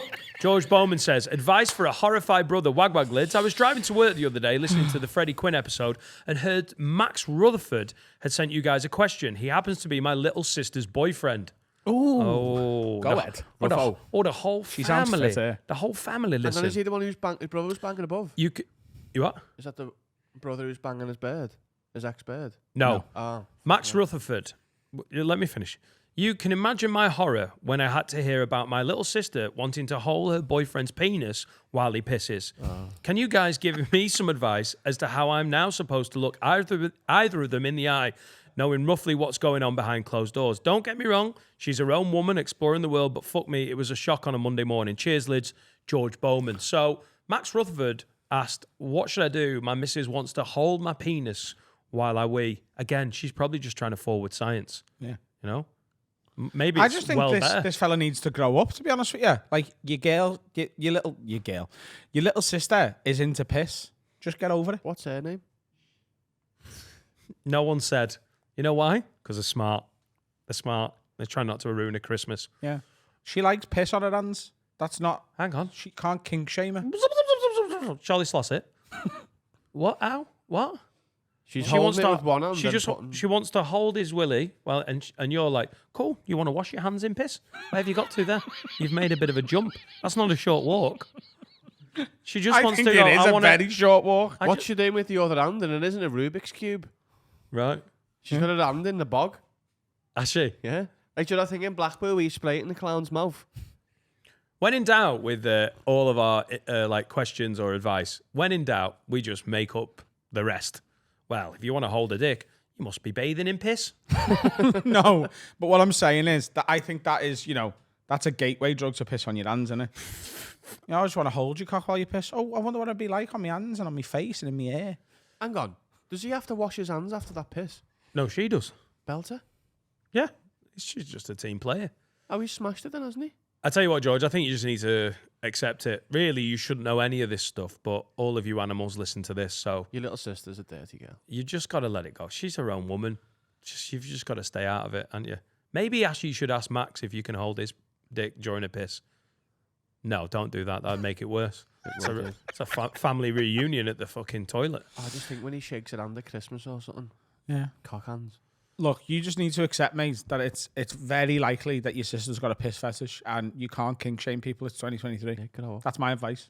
This is from an anonymous lady. She said, "Hi, Lids. Need some serious advice. I'm newly single, so of course I'm back on the shagging wagon. I recently went out with a few friends and it was clear one of the lads there who joined along really liked me. Me, being extremely drunk towards the end of the night, agreed to go home with him, mainly so I didn't have to pay for a taxi. And I ended up sleeping with him. I woke Banging up for roof, it's called. I woke up the next morning knowing full well what had happened, but maybe that's what happened with the lesbians. Maybe. They didn't have taxi fare. Maybe. There you go. Fucking hell, lad. I'm actually gay, but I also live in Highton. Adam shags homeless lesbians. .com. Put that on the poster. I woke up the next morning knowing full well what had happened, but regretted everything. He was in utter awe of me and basically told me he wants to wife me up. He has now asked me on a date, which I've stupidly agreed to because I feel too awful to say no. How do I let the boy down easily without losing my friends and not making this whole situation awkward This as is fuck? perfect. Please help a girl out. P.S. He's a fucking munter. Oh, no. She's got the negging as well. Here's what you do. You go on the date and you just make yourself as unattractive as possible. You just act like a cunt. You're rude to the waiting staff. You are rude to him. You've got bad table manners. You stink. Fart. You know? Yeah. Don't get a wash. Like, ask him what his political opinions are. Just say you've got the opposite, even if you haven't. And just interrupt him constantly. Yeah, ask him a question, and then as he starts on to go, yeah, and then tell him a really boring story about you. So what are your political views? Yeah. Yeah, I Boring. went for a walk last week. It was cold. And then if he still loves you, I'd marry him up because he's in. You're gonna Tell get a him committed partner. that, like, imagine everything you could be bad in a relationship. Tell him you like that. Just be like, yeah, you know, I've cheated on everyone I've ever been with. I can't see that stopping anytime soon. I just love getting fucked, especially when it feels like a betrayal. So that's me. Just tell him the truth. Get an 8-inch dildo and just halfway through go, look, this dinner's going dead nice, but before we Start start fucking yourself in the restaurant. before we start the mains, just whap it down and go, listen, I want to use that on you later. So are we doing pudding? There you go. Is that more embarrassing than just saying, oh, I shagged you for the bed? Carl, you got to think outside the box here. Oh. Yep, Carl. Yeah, it is more embarrassing, isn't it? Next question. Nah, just be like, listen, lad, I'm not into you, but, you know, I'll shag you if you let me stay in yours forever. And then just like... She's not homeless, Carl. She just she just wanted a taxi. She just didn't have money for a taxi. You've got yeah. She's on the streets. She's been on the streets 5 years. She's probably into a piss. She's piss fetish. She hasn't got a toilet. I think she just wanted to get home. It's been done before, hasn't it? It's not the end of the world. Have you ever banged for roof? What? Have you ever banged for roof? Shouldn't it be bored? Banged for roof. Oh, so to have a roof above your head. I don't think it works as easily for lads. Like, oh God. I just haven't got taxi. Some fare. people call I'll it have to have sex danger with a travelling. woman. Right. Don't they, Will? They call it danger travelling. Oof. So you just like, it's people who have no fixed abode and they just go out every night backing themselves to pull. Right. She isn't homeless though. I keep... Yeah, but this one. I'm moving the right. conversation on. Yeah, I don't think this is something that lads get to do very often. You've got to be a I know a lad pretty who's- good-looking, I know a lad who's about charming to start homeless doing guy. it. Yeah, so do I. Yeah. Right. A mate of mine is about to not have a fixed abode. It's a mate of yours. Yeah. Is he? It's not a comedian. Someone Wow. else, but you do know them. He's a It's more a mate of mine, but you know them. It's Dynamo. God, that's high pressure on getting laid, isn't it? He just backs himself. Thinks he's an absolute Lothario. It's either getting laid or sleeping in like the doorway of Woolworths Yeah. In the 80s. in the 80s. You Time have travel. always Yeah. got the option, Shagging for obviously, time travel. of getting a hotel if you fail. But they back themselves early on in the night to... That sounds absolutely grim. Does it, though? Yeah. Yeah, when you're walking around with your wallet, a phone, and a toothbrush. Fucking horrible. Just don't take the toothbrush. Or put it in your pocket. Just if you don't want to go on a date with someone, just be honest. You know what the best line ever is? I'm just not feeling it. Bang. What can they do? It's done. You're Tell them fine. you just found out you've got HIV. Oh, do that. Yeah, That's yeah, more yeah, of a yeah, yeah. foolproof plan. Then they break up with you, and you can feel sad. And then you can get back to Go the on street. Ancestry.com and find a way to link yourselves and say, oh, I can't shag me cousin. Oh, look at that. Oh dear, William the Conqueror. We're both related to him. Right, yeah. Well, if you want to go back 29 generations and be related. Do you know most people are related to Genghis Khan? What? Most people are related to Genghis Khan. Most. You look like you're related to Genghis Khan. Genghis Khan I was just Genghis I was trying Khan to neg. You is dirty probably is probably a common ancestor of both me and you. Really? Like, I'm not even joking. Yeah. When's Genghis Khan knocking about, like 800 AD? How many babies did Genghis Khan have? He had hundreds of children. He had at least 4 official sons, 5 daughters to his primary wife, Borte. Yeah, She's but- fucking Brazilian. Yeah, but how have you got bloodline from the Mongol Empire? 500 secondary wives. So if he's potting 500 wives and having 10 kids on average, there you go. The seed has been spread. Yeah. Most people are related to him. They're Um, all cousins. So you might as well shag your first cousin, because even if you shag someone off the street, Genghis Khan's your uncle anyway. Get that on the poster. one last one. This is from Paul. Oh, it's a sad one. This one seems dead heavy because I suppose it is, but one of my oldest friends has been seriously ill for a long time. Carl's still laughing. It's like Bob's your uncle, isn't it? Put that in there. Genghis Khan's your uncle. Gengo's your uncle. And he's mine as well. Let's have an ugly baby. But one of my oldest friends has been seriously ill for a long time and has been getting worse. Doctors reckon he could have as little as 6 months left. He's still funny as fuck and is dealing with it all incredibly well, to the point where he's planning his funeral, but doesn't want his mum and dad making it a boring church funeral. He wants me to play the music, some of which is going to go down terribly, and also he wants me to speak at it and sort of take the piss and roast them. He's a funny guy, and he reckons this will be a much more fitting for his funeral, but I'm dreading being the cunt that starts roasting a dead lad in front of his mourning family. What do I do here, lads? Say I'll do it and then just pussy out and help make it all nice? Do it in front of his afternoon Or family. do I honour his dying wish and start roasting everyone like Jimmy Carr stood next to his coffin? So, Just do it. Do it, but you got to like pre-warn the family, look, this is what he wants. Yeah. And just fucking do it. I It'd think be amazing. But I think if you pre-warn, they're going to go, no, You that's say it's not not how your we-" funeral. Shut up. Yeah. He's still alive. You can tell him to shut up. Yeah. Right. Get him to pre-warn the family, but like, look, I don't want my funerals to be boring. It's them more, but we all know I'm going to be fucking off in a bit. John's going to do a roast. Paul's going to do it. Not a dinner. John's going to do a roast. Everyone's getting fed. John Paul II. He's going to do a roast of me once I'm dead, and he's going to roast yous as well. I just want it to be funny. I want to die. I think this is fucking amazing. Like, I've got so much respect for the lad who's dealing with this. And the fact that that's what he wants is so good. Fuck everyone else. He's the one dying. He's the one who's got the biggest problem. Yet his family are going to lose a loved one. That's nothing compared to what he's going through. And he wants to go out like this. This is his dying wish, and he should get it. So you should do it for your mate. And he should warn his family for you before you do it, so that they don't all think it's just your idea. Because that would be bad. Everyone cried, okay, what's this cunt wearing? Is he getting cremated? Because you could just call it the roast of John. Yeah, Oh, as he nice. goes in. Yeah. Nice. Oh. There's the Brandon done. Have you got anything for your... By the way, Carl, if you were mates with Carl, he'd definitely do this and he'd follow up on it. I'd be the one who was like, oh, everyone's crying, I'm cringing. You die soon. We'll all honour your wishes. Is there anything you want Is there anything you want at the funeral?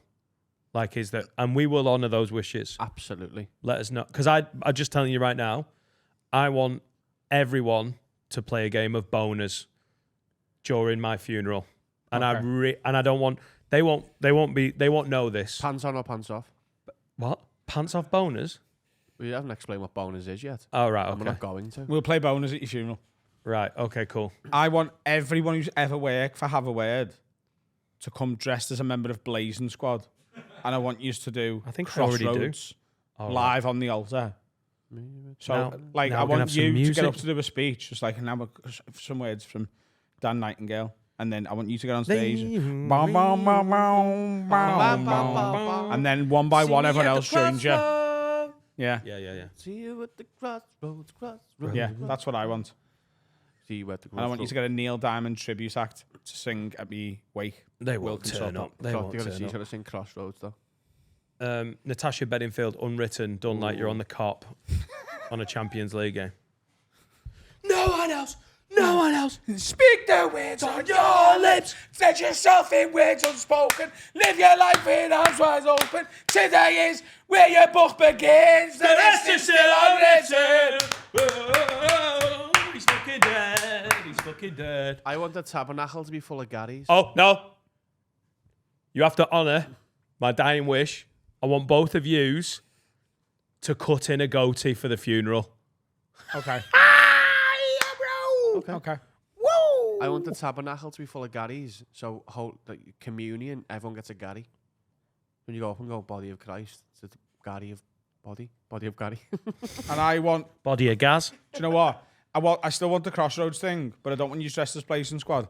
I want everyone who's ever worked for this podcast, so Matthew's coming, Will's coming, Steve, you're all there, and you've got a full black suit on, apart from, instead of the black trousers, I want you to have a pair of pastel-coloured swimming shorts. So you've got a suit jacket, Yeah. white shirt, tie, Yeah. pastel swimming shorts, It looks like I've spilt something in the car on the way to the funeral. but all of yous. Right. And we can never allude to it. Yeah. Just never And mention if anyone goes, why have you got them on? You just look at them, I'm stare at screaming. them for 5 seconds, and then look away with no answer. Shout boners really loud. I want to be buried in the outback. Or like somewhere really off, but I want you You to mean take me. in Outback Garden? The Australian outback. No, you've got to take me on a pilgrimage as a dead body. But it is somewhere like Rwanda. Right. I'm Can we gonna go go. Amsterdam? No? Oh. My wish. I want you to bury me in Timbuktu. That's actually a lot harder than what we've asked for, isn't it? It is, yeah. I'm just asking you to cut a goatee in and sing a song a bit too I just loud. want you to wear swimming shorts. Well, I want you to take me to Timbuktu on the Garys. Okay, cool. Well, the Carl's funeral special is going to be Luckily, on I Patreon. think you're going to outlive me and Dan, so that won't matter. Luckily for whom, mate? Yeah, and for us. For not having to take you to Timbuktu. Paul, I think you've got to honour it. Oh, you've think- definitely got it on And it. there's no you've question about he's yeah. dying. You have to do what he says. Cut a goatee in, get some pastel shorts, shout boners, and go for it. Have a Gary. Let's have a break. I've never wanted a butty more in my life. Now then, ladies and gents, time to talk about my absolute favourite sponsor. It's Manscaped. Manscaped.com, very long time partner to Have a Word. Now they've sponsored us for a while. And look, it's New Year, innit? You're having a clear out of your house. Why don't you have a clear out of the hair around your cock as well? Get yourself the Manscaped Lawnmower Performance Package. It's the best shaver on the market. You can shave your balls and you won't cut your scrot. Yeah. Why are you waiting? Why have you not already got one of these? Get your fella one for Valentine's Day. Get yourself one for Valentine's Day, lad. Shave your cock and your missus will enjoy sucking you off more than she normally does. Do you know what I mean? With our exclusive offer, go to manscaped.com and use code WORD20 for 20% off and free shipping. I'd be much more likely to suck a dick if it was, like, shaved. He's always said that. He keeps saying it to me. And that's why I bought a Manscaped.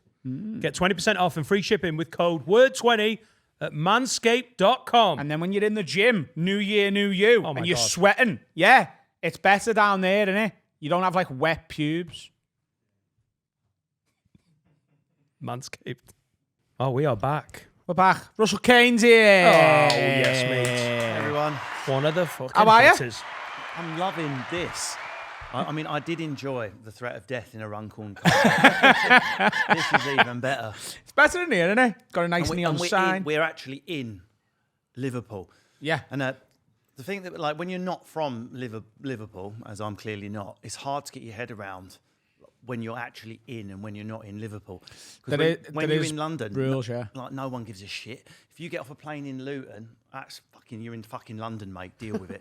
Croydon, London. Southend, London. Drive for 3 hours, you know where you are. Fucking London. Right? If you put your fucking toe on the wrong bridge, you're in fucking Birkenhead. Like, chill out. What, you're in fucking Spectrum or something? It's all Liverpool. You're a massive city. Russell. Drink it in. Russell, no.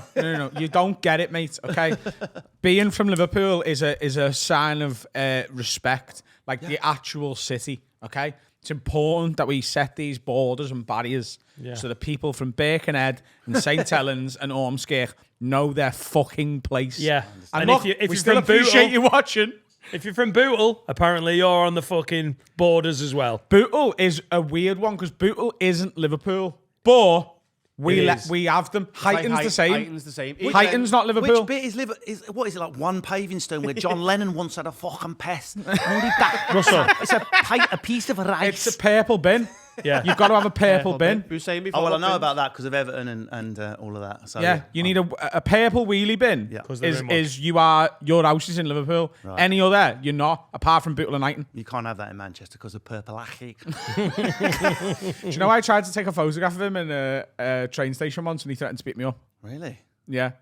He come over and he was like, "Yo, I've fucking part of me. Taking a picture of me. Fuck off." Are you doing Russell's voice back to him? No, I was doing Is purple purple, right. achy hands on. is purple achy Cockney, is it? Yeah, yeah. Bruce Forsyth. Would you like me to punch you higher or lower? Yeah, he threatened me. And I just said, "Listen, you fucking gimp, get out my face now."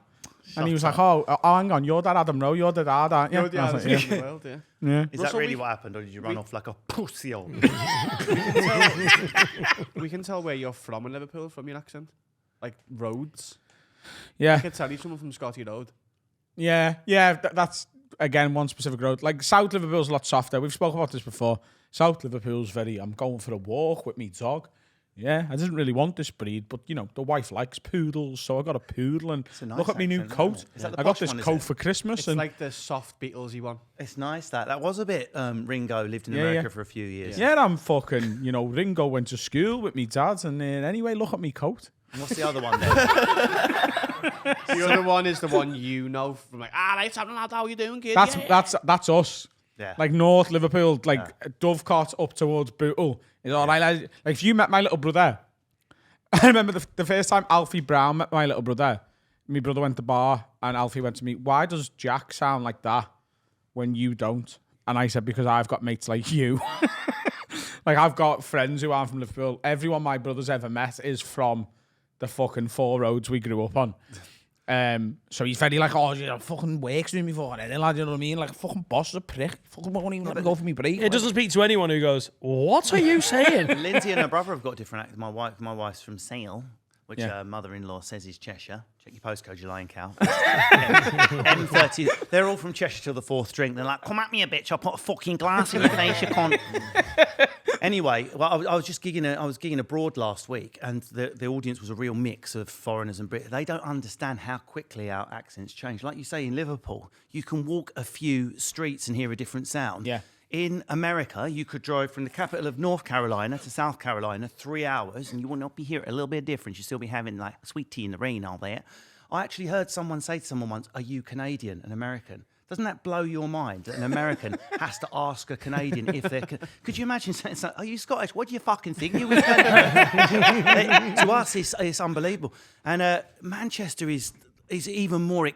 Liverpool is an extreme variation on the same sound, okay? Yeah. Manchester's a completely different accent within 2 minutes drive. So, you know, they're all doing that fake, you know, posh mank voice where I'm living down there, and you got the Cheshire ones with their frozen faces. But then when you go up the north, like my brother-in-law's married to a girl from Bury, and it's fucking like they're having a stroke or something, like Bury.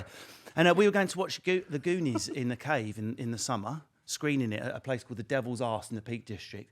And this is how she said it. "Do you want to go watch Goonies at Kiev?" Fucking what, mate? You want to watch Goonies at Kiev? I had 111 into the phone. I thought something a medical incident. It's something I'm going to have to be conscious of stand-up wise. You were mentioned before we started that you're about to do some European dates and stuff. That's right. Where were you last week?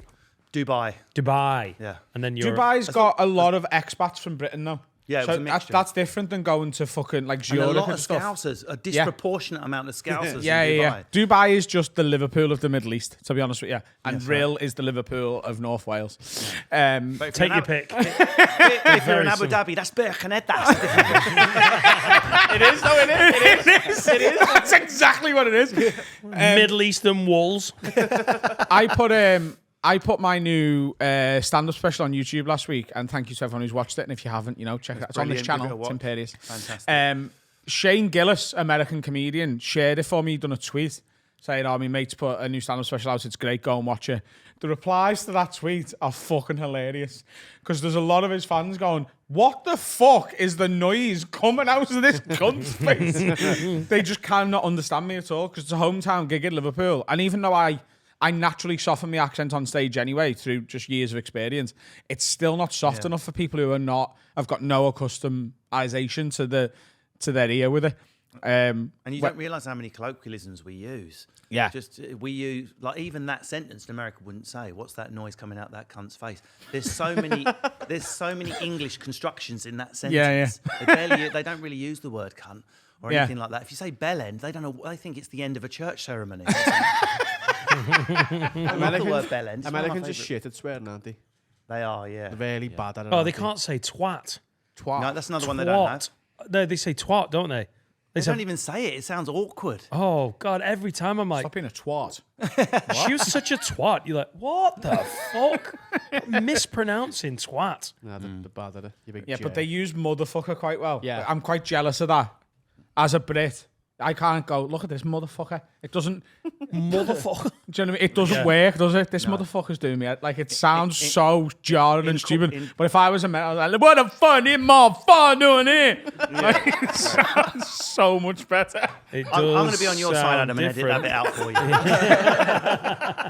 I was there when Adam Rowe got cancelled. Motherfucker. No, but you know what I mean? Like, that sounds well cool. Like, this motherfucker. This motherfucker right here. That one was worse. We're 1 minute away from. Can you show me through to the workhouse? Please? I'd love to have that accent. I really fucking would. Yeah. Oh, it'd be so cool. This motherfucker, because probably so many parts of the UK, like Cornwall, it sounds relational. John, he's a motherfucker. Yeah, Shags my his cousin mum John. regularly. Technically, it's his nan, same thing. Where's the European dates? What have you got lined up? So I got. When does this go out? Saturday and Monday. Right, so I've got Zurich first in a week or so, and then I've just added Stockholm, Copenhagen, Amsterdam, yeah, and Oslo. That's it. Yeah. Oslo, honestly, takes you. Have you been there? No. Yeah. Takes you at the price. It's unreal. You go to like the crappiest burger place with plastic forks, and it's like 40 quid a burger. It is unreal, the prices. But how do the people who live there afford that? Because they get 100 grand a year for paid being a more. teacher. Yeah. That's why. Their wages are proportionally high. This is what I've just been to New York.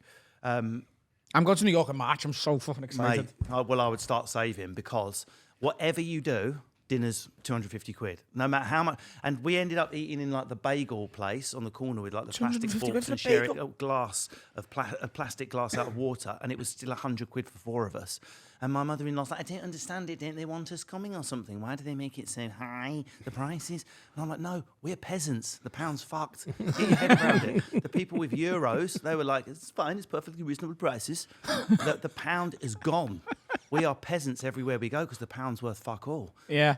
Yeah, pound a euro felt haven't even weird. thought We of were that, just mate. in Amsterdam because you used to go, well, euro's like 2 or 1.5, and now it's just just the same. Yeah, so their wages are double out, so it doesn't feel as expensive. But that blows my mother. No, they need to put the prices down or the Brits will stop coming. I'm sure they're bothered, Yvonne. There are.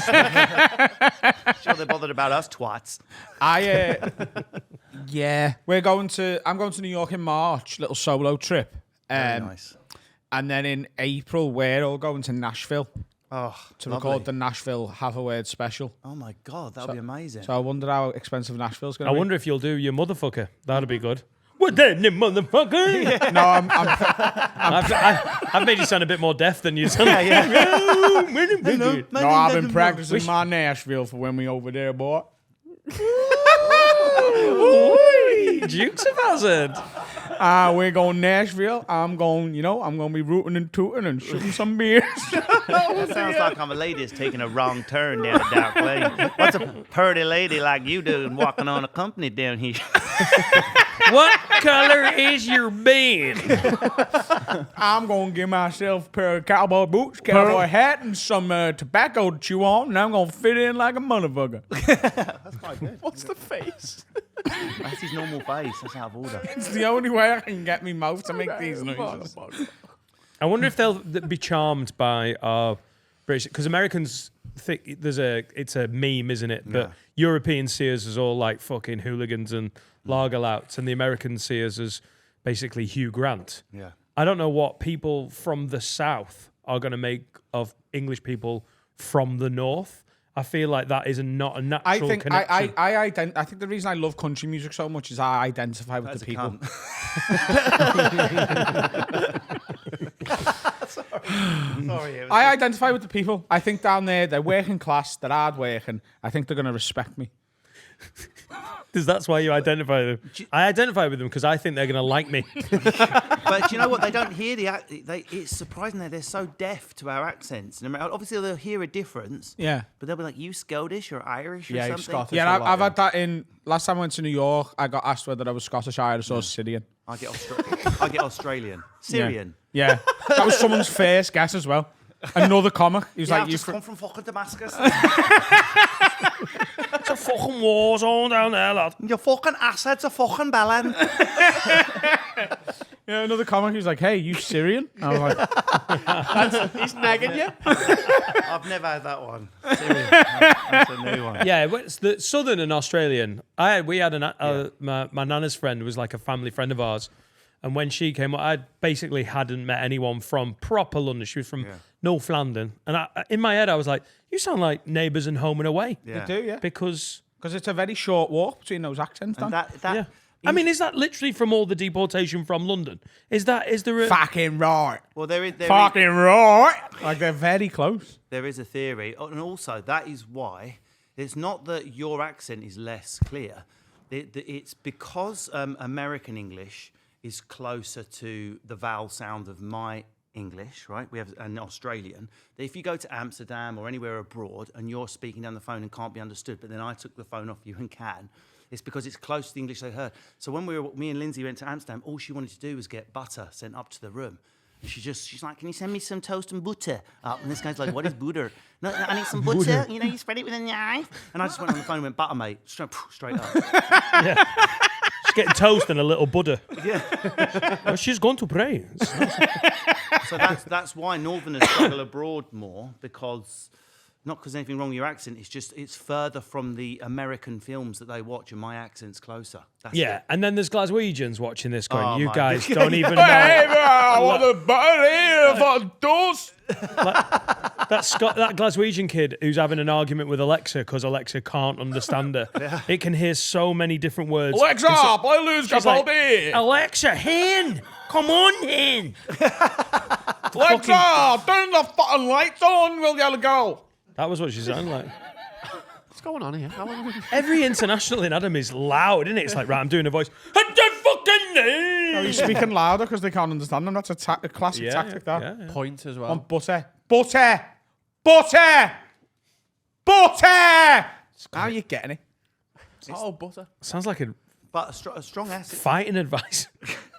Batter. A strong Essex accent is just as like. So my mum's boyfriend. Stop shagging my mum. My mum's boyfriend. My mum. Move the word. How old are they? Let's get to it. Boyfriend just sounds too Oh, young. it's horrible, isn't it? Yeah. They're seeing each other. As soon as I get out of this stair lift, I'll give you such a scene. No, my mum's boyfriend. He's really Essex. It's mad that he said that in front of you, really. Lindsay can't understand him. He like a bubbling cauldron, like fucking like Polish. You know what I mean? And he says, "No, I mean when there's nothing to clarify. Like, Yeah. I'll see you tomorrow. Do you know what I mean? Yeah, I worked it out there then." I do that quite a lot. And Alexa doesn't like that thing because he says Alexa. Can't say Alexa. Alexa. Alexa. Where's he from? Essex. Fucking that. Fucking know what I mean? Alexa. That. Know what I mean? Like. Alexa! Once we take back control in that. Are you loving the North though? Now you're in. Now you've inherited it. I love it so much. It's so much better for family. It's just so it's easier. My life was more difficult down south. So even though I have a lot more travelling now, Lindsay's happy, my daughter's happy. If we need a night, hello, we just got tickets to the Chris Brown thing. I don't even have to stress who's going to mind Minna. There's a nana, there's an aunt, there's a cousin. There's people I don't recognise falling out of toilets. Hi, I'm Barry. I've met you before. I just had a shite. I'm going there. Who are you? I'm only staying for a month. But it's the opposite to my childhood, which was like everything sterilised, everything planned, no one staying over unless it's a rain. And I like the chaos. I love the people coming and going and family and all that. I literally, when I got my flat in town, I got a 3-bed so that I had a spare bedroom so that people could stay. Exactly. Yeah. I got a bigger flat than I need and probably pay an extra 300, 400 quid a month on top of what a 2-bed would have been. Just so that there's somewhere for Will or Finn or And that another is the comic to difference up stay. here. Is that I don't know why it is. I don't know if it's a cultural thing or we've got less time or whatever. I mean, Lindsay's mum and dad live in Sale. We're in Wilmslow, yeah? No food in the fridge, the car is leased. And no real breasts in the street. We're in Wilmslow, and they stay maybe 1 or 2 nights a week. They're 15 minutes drive. But we love it because, you know, Minna goes in for story time, or she goes in with Nana and Grandad. It's the dream, isn't it? Yeah, Because there's no guilt. When it's a Nana or a Grandad or an auntie or a cousin, there's no guilt if you've got kids and you want to go out. When it's not blood relative, there's a little bit of guilt there. Yeah. And it makes it well more expensive. Yeah, Let's have date night, and then we'll pay another date night fee for the person to look after. I'd love it. If all my wife's family were in one place, I'd do that. I'd move that. But they're all split up. Right. So it's such a touch. Are you not near your family then? Well, we're just like an hour and a half here. It's not the same. People without kids don't understand the difference it makes being near family. Because that's the way we evolved. We're supposed to live in villages and all look out for each other and all help out of each other's kids, not just be plugged into Netflix and salivating over iPhones and dying in loneliness. We're supposed to be communities. That's a trace of that left in the north. I mean, I'm in Cheshire. It's in the middle of the country. But that's a good thing, though, because if you're touring, Glasgow's 3 hours, London's 3 hours, Cardiff's 3 hours. Oh, yeah, I love it. That's why Liverpool's always... I've never really wanted to leave here. Like, going to London always seemed mad to me because it was further away than most of the places I gig. Than Liverpool is. Yeah. You told us before we started, you're about to become an international music superstar. So what happened was, I do these funny videos, whenever I've got a spare moment. You know what it's like, you're always trying to create little video content to drive the business forward. I mean, if any podcast knows that, this does. Right? So if ever I've got a spare minute, like this morning I had a minute, I'll just do a funny video. I'll watch something on Love Island, it made me laugh. And that's as far as my thinking went. Sometimes I'll do a dance, maybe to some like Jamaican music, shaking my ass in the world. They do well. One thing I've never ever done is sung, because I can't sing. No one's ever told me I sing. I don't secretly think I can sing. The only thing I do is like a jokey song on stage like that. Yeah. So I did a couple of beers. And my tour manager was collecting my food from the hotel, and in that minute I thought I'm going to sing a dirty song. So I got an royalty-free R&B track, so that I could post it, and just improvised over the top of it, singing "Take Your Panties Off." That's all I did. And then I thought, you know what? As you're improvising, you think of the joke. And then and at the end, I started singing "The Floor." So it changed from a song about get your kit off to pick your shit up. Posted it, didn't fucking think anything of it. Did all right, did okay. Maybe 100,000. You know, didn't set the world on fire, didn't die. Yeah. And this music producer reaches out to me. A guy used to be part of Body Rocks. Google it. I had a few like top 10 hits. I remember Body Rocks. House music. You think you've got it all worked out, but you ain't nothing on me. Yeah, that one. So he's reached out to me, Nick Bridges, and was like, let's do it for real and like release it for charity. And I just thought, well, that's bollocks. That's never going to happen because it was December when people have too much eggnog and chat shit. Anyway, he followed through, and then this week... that can happen after eggnog, like. It's the most uncomfortable and out my depth. You can throw me into anything in this industry, presenting a documentary, doing a serious cancer bit on live TV, getting my kit off for a lot. But singing, there was like a phobia thing there. I've never done it in front of anyone. I just had to throw myself into the booth and sing "Take Your Panties Off the Floor and Your Brassiere Off the Door." Where did you record it? in a proper studio in Soho with about 6 people in there. Every single person looking at me through the glass had worked on a top 10. The editor, the mixer, the producer. Cool as fuck. And then this female vocalist, she comes in and does a chorus bit. I'll play you the first cut when we've done this, but you never know. By the time this goes out, there might be something online to share. So the goal is to release it properly on Valentine's Day, which is a real flashpoint for people with mental health and all that, for Calm, campaign against living miserably. So it's like a jokey take on relationships. Like all relationships, you think they're going to be one thing and then they're another. So this is "Take Your Panties Off the Floor." Motherfucker. It's crazy. I rap on it twice. I sing on it.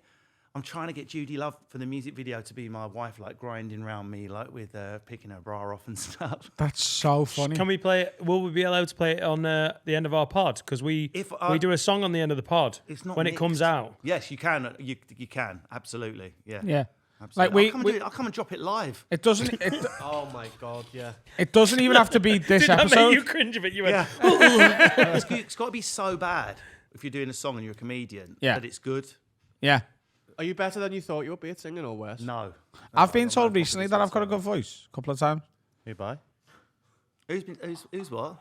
A friend of mine recently told me that I've got a really good voice. Oh, She's a Deaf lesbian. They were lying to you. Deaf Mickey, he's loving chat.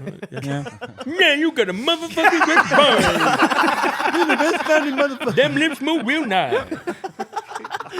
Your face looks I think mad, my you know? voice suits country music. I think that's what it is. I think for years I've been trying to sing pop and by the way, I nailed a rap song in Amsterdam. We couldn't hear you though. Yeah, but we got it on camera. I don't understand why there's not more Scouse rap. There It's is now. It's a Drill sound meat. that fucking lends itself to Yeah. dum-de-dum-de-dum. A-star. But there should be more of it. Rapper. Should be dominating the scene. Yeah. Adam. I can rap. That's been known for a while. What? Are your beats sicker than my nan's dog? Not like I can't I haven't got the ability to write rap, but if I can do a cover of Eminem and fucking blitz it. I can write rap like there's definitely a screw loose. Yeah. 'Cause I can do blank verse. I can improvise rhyme and stuff. And this Nick, Maybe together we could There be you go. unstoppable. Put them together. this Nick Bridges wants me to have a follow-up one ready in case this works. I'm like, are you fucking joking? What I'm else are already- we gonna drop? Drill. You gonna go next one's drill? Called I'm 5'10", but I've got chat. You can bench a ton, yeah, I get that. But when man's chatting banter at my girl Nat, he's weaker than the pound on the Nasdaq. You're good at writing this. I remember being in a dressing room with you and you were writing Shakespearean couplets. That's what I can do. Yeah, I can do it at will. It's bizarre. So I'll I'm tell you writing- what, if if I'm you want to writing- feel fucking lazy as a comedian, work with Russell. No, You just I'm sat like- there going, the why opposite. do I do nothing? And he's like, yeah, I'm on in 5 minutes.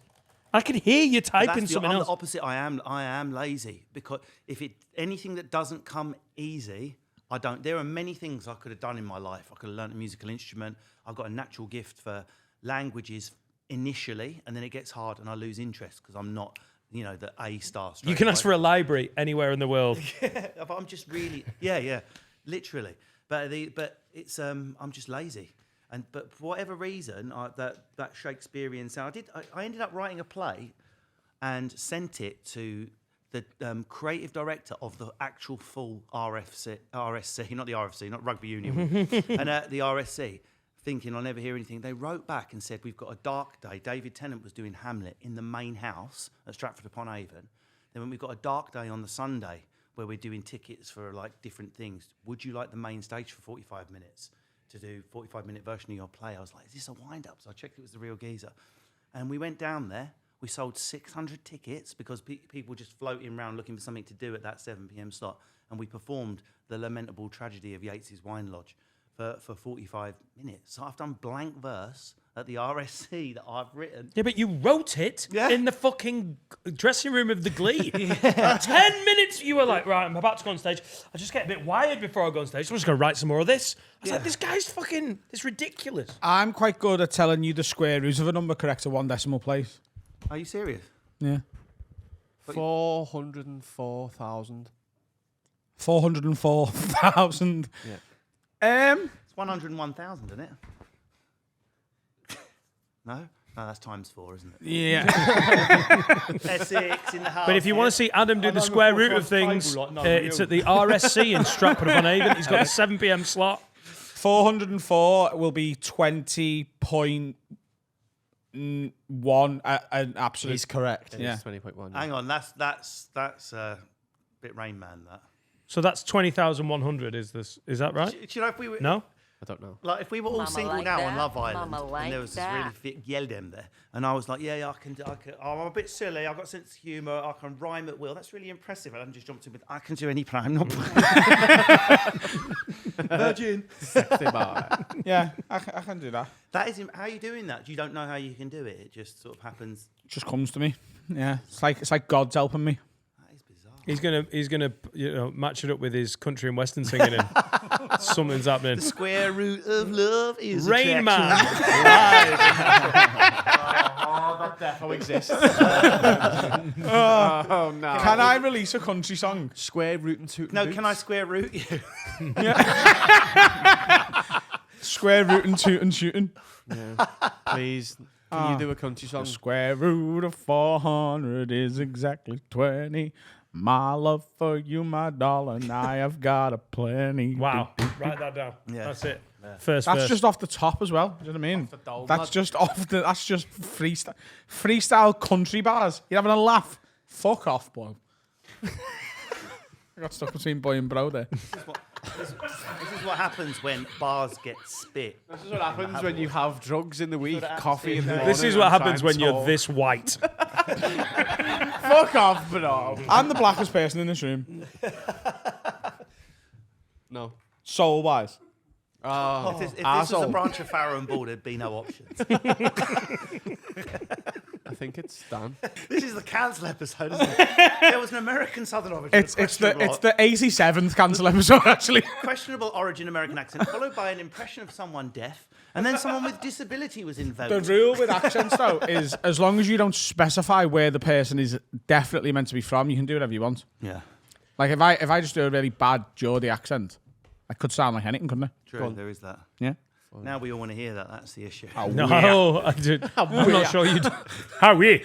I'm from Newcastle. It's just a bad Geordie accent. You know, Some places are more protective of their bad accents than others. So when Frankie Boyle comes down to London and he does this really shit London accent, Londoners love it. Same if John Bishop does it or a Scouse comic does it.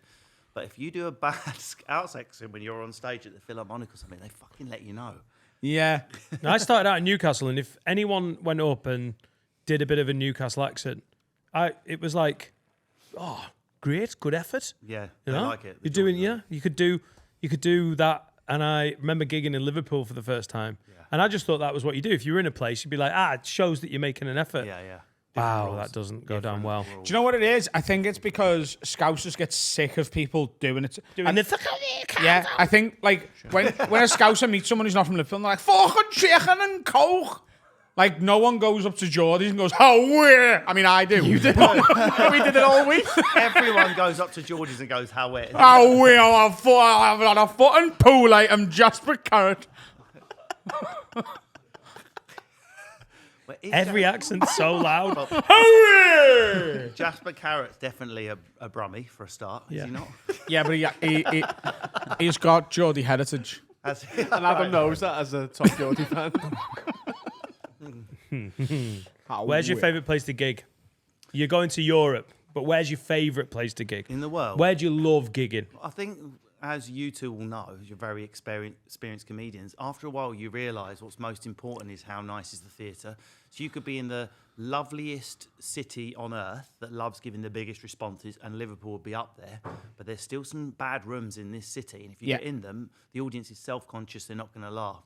Now, obviously, it's worse. The more culture a city has, the harder the gig tends to be. So it's like an inverse relationship to the quality of the town. So the shitter the town, the more laughter to be released. Or comedy works best in shitholes. Yeah. Yeah. Or towns that are perceived as shitholes when they're not. They're perfectly lovely places, but but comedians don't go there. But like Cambridge can go fuck itself, and like the Cotswolds, it's just comedy goes there to die. York, I said it a million times. York, I hate. But have you ever gigged in Barnsley? Yeah, unbelievable. By the way, I'm not saying Barnsley is a shit. I'm just I saying am. not It's enough a people dump, go there. and it's great. Civic, Barnsley Civic. Yeah, My God, what a gig! it's unbelievable. Do you know how you can tell? I don't want to go into comedy nerdery like we're all Americans. Oh, our listeners like that, yeah. But when at blackout, before you even say good evening, if there is a cheer and a whoop in the blackout of excitement, you know they're up for it. Yeah. Reverent silence as the theatre hushes to a blackout nightmare. That's why I love the King's Theatre in Glasgow, right? But you don't go to Glasgow for a King's Theatre experience. You go to Glasgow for a garage experience or a stand experience. Whereas you sit the Ouija's in there like posh seat and that with their fucking glass of wine and all that. And the atmosphere's down 20%. It's not the Ouija's, is it? Yeah. It's a big formal posh show-off theatre. Yeah. I know what you mean.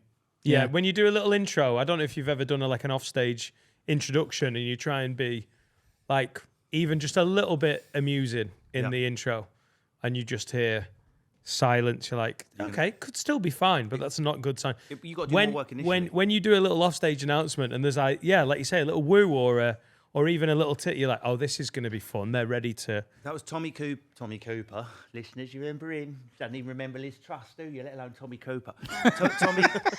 Tommy Cooper said you should try and get a laugh before you're on stage every single night, if it's possible. Even if someone else is comparing, stick your foot out, just try and do something silly, anything that is a laughter before they've seen you. He also was notoriously tight. And in the old days, you know, when you got like a taxi to a gig, the driver would walk your bag up to the room and he would go have a drink on me and put like what they thought was a note in their pocket, and it was a tea bag. The driver would get out thinking there was a fiver and it was a fucking tea bag. Have a drink on me. Tea bag. Fucking wicked, isn't it? Everyone recreate that and let us know how it goes. Right, let's have a little break. Wonderful first section. We've got some correspondence to answer after this. Okay. What's happening, guys? Time to talk about my absolute favourite sponsor. It's NordVPN. It's mad that they're your favourite sponsor when a while back you didn't even know what a VPN was. Do you know what? Now I'm thinking about it. I'm not sure what one is now. It's an added security for your computer. You can have it on your laptop. You can have it on your mobile device, your tablet. First of all, it ups your security, but also you can change where your computer thinks you are. So yeah, you are in the UK right now, but you can tell your computer via your VPN, hey, let everyone think I'm in Latvia, and then you get to watch Latvian Netflix. Latvian Netflix and Turkmenistan Premier League. Exactly. It's so good. It's really good for the footy. Oh, the definitely. Premier League 3 o'clock that don't get broadcast in the UK, you can watch that on a streaming service that is available abroad. It's perfect. Our sponsor is NordVPN, my personal favourite and personally used VPN service. And our exclusive NordVPN deal, if you go to nordvpn.com/haveaword, you get a huge discount off your NordVPN plan and a bonus gift. And it's also completely risk-free with Nord's 30-day money-back guarantee. That's a deal. There's no risk. Go and do it. They'll like us because we've sent you. You get more security and you get to watch some Ugandan porn. You lucky, lucky bastards. I'm just going to do that now, actually. 2 secs. She's not Ugandan. Here we are. Oh, aye. I've gone from being called a nonce for the goatee. Now everyone's like, you look like an 8-year-old. You do look stupid. You can act both parts in that psychodrama. I've got a one-man play, and it's pretty gritty. Who's this scary guy with a goatee? Please protect me. You look young for your age, but I think Russell absolutely smokes you. You are nearly 48. No, I'm 47 and a half. I wouldn't say nearly. See, I'm so vain about my age. It's currently... You should be proud We're of talking that. in January, this August, so I'm 47 and a bit. And that's stage years. He's actually 63. Yeah. But looks great. You look That's good. in Schofield's, the measurement. How do you do that, though? Well, I think some of it's probably a little bit genetic. I'm lucky to come from not a young family, but a family that don't put weight on too easy. My granddad alive. Me too. My granddad alive and well, 91. My mum alive and well, she's in her 60s, and there's me. So there's a bit of I always say, whenever you're talking on this subject, you've got to be really careful because everyone's different, right? Yeah. You look at Japanese people, they can eat rice, blah, blah, blah. Their blood sugar doesn't do that. I eat rice, my blood sugar does that. So it's pointless saying don't eat carbs when we're all completely genetically different. Interestingly, so 60% of what I'm going to say is diet and exercise. I'm not even going to waste airtime because we know we should eat a varied diet and don't eat shit, move a bit. End of diet book. That's it. Just don't eat processed crap and work out what works for you. Interesting bit of trivia I've discovered on this journey of the 60% diet and exercise is why some of us put weight on and why some of us are naturally slim. I fully know now. I fully understand it. And it goes back to history. So do you know where the fattest or the largest people are on Earth will be? The Polynesian Islands. Wigan. Yeah, Wigan. the Polynesian Islands are, believe it or not, fatter than Wigan. And some islands in the Caribbean. Why are these people the fattest people on Earth? Anyone know? Good food. It's because the people that survived the journey there, because it was a long journey to get to these places, were the ones with the slowest metabolism who held onto their body fat the most effectively. Amazing. So if you are large, you are probably got Irish heritage or you've got famine heritage in your bloodline. That's it. So you don't need to beat yourself up. You come from people that have struggled. If anything, wear it. So that's how. Very I'm fucking fantastic, mate. Anyway. And Polynesian. Aloha. Fuck. Oh, here we I go. knew I was Jamaican deep down, you know. I've always felt it. Do you know what I mean? Right. So anyway, that's 60%. Love reggae sauce. The other 40% is science, supplementation, and biohacking through various, not vitamins. And so my wife's the business person of the couple, and we're turning this into a business. We launch in February. Because people keep saying, well, what are you doing? How can you be 47? What are you taking? Well, 60% of it is I try to do a little bit of exercise every day. I eat loads of calories. I just try not to eat anything processed, right? So I eat fucking eggs, bacon, sausages, but I try and eat nitrate-free bacon, right? So I just try and eat shit without shit in it. There's no magic diet. The other 40% is what I'm taking on a daily basis. If you open my medicine cabinet, it's off-putting. You would literally rather die earlier than take the time out to do that. And that How many like, knows. supplements? Go on, Fuck give us a knows. ballpark. I don't know, 30 in a day, and some of those are multiple peeled, right?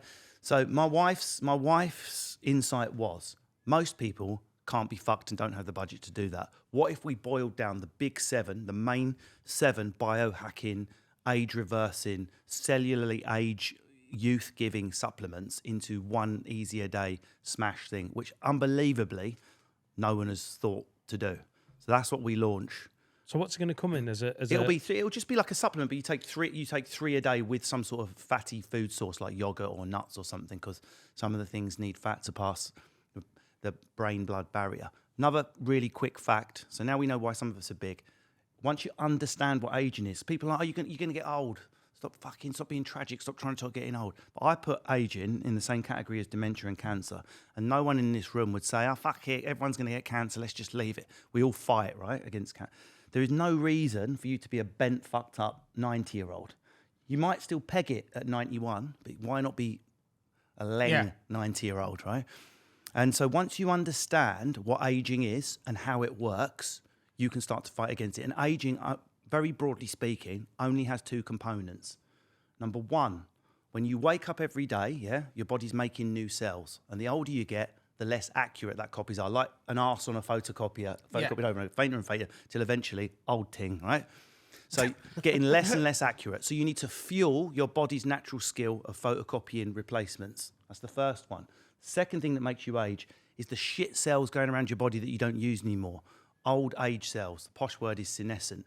So you've got all these senescent cells going, I don't do anything, but I'm going to hang around in your bloodstream. And they sort of clog and clog and clog, mixed with the shit cells, lead to inflammation, lead to aging. So if you can clear out the shit old cells from yesterday that have died because you're in Amsterdam and they're not doing anything anymore, mixed with creating new cells, you will slow down significantly the aging process. It's that simple.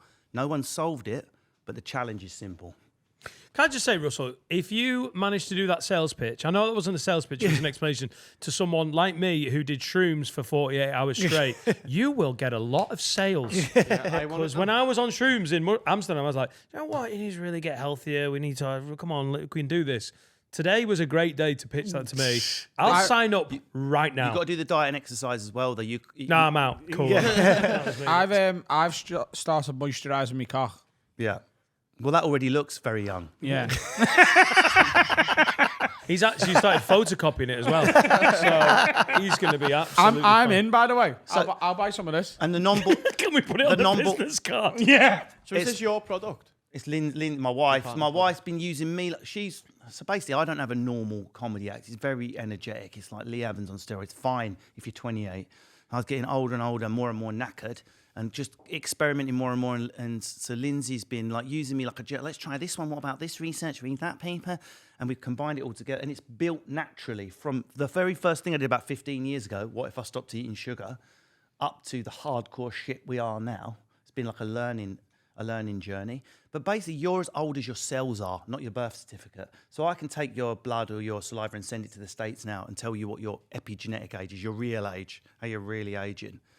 And it's not just about how you look. It's nice if you look young, but it doesn't really matter whether you're grey or wrinkly or bald or whatever. It's how young you feel and how young your body is. Because if you see a wino knocking about town, you're like, oh, they look fucked.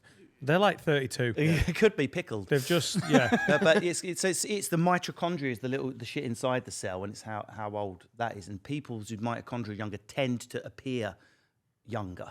And if you could really push it, you can get away with looking 10, 15 years younger than your biological age if you do all those things at the same time. I think we've got a new sponsor. Yeah. What's it called?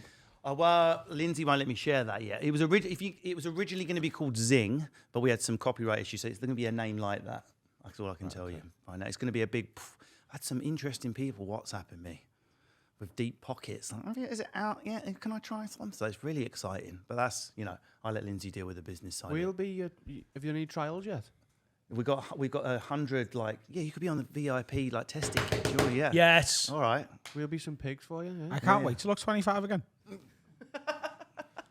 Yeah. Overnight. You just need to match your dick age of 12.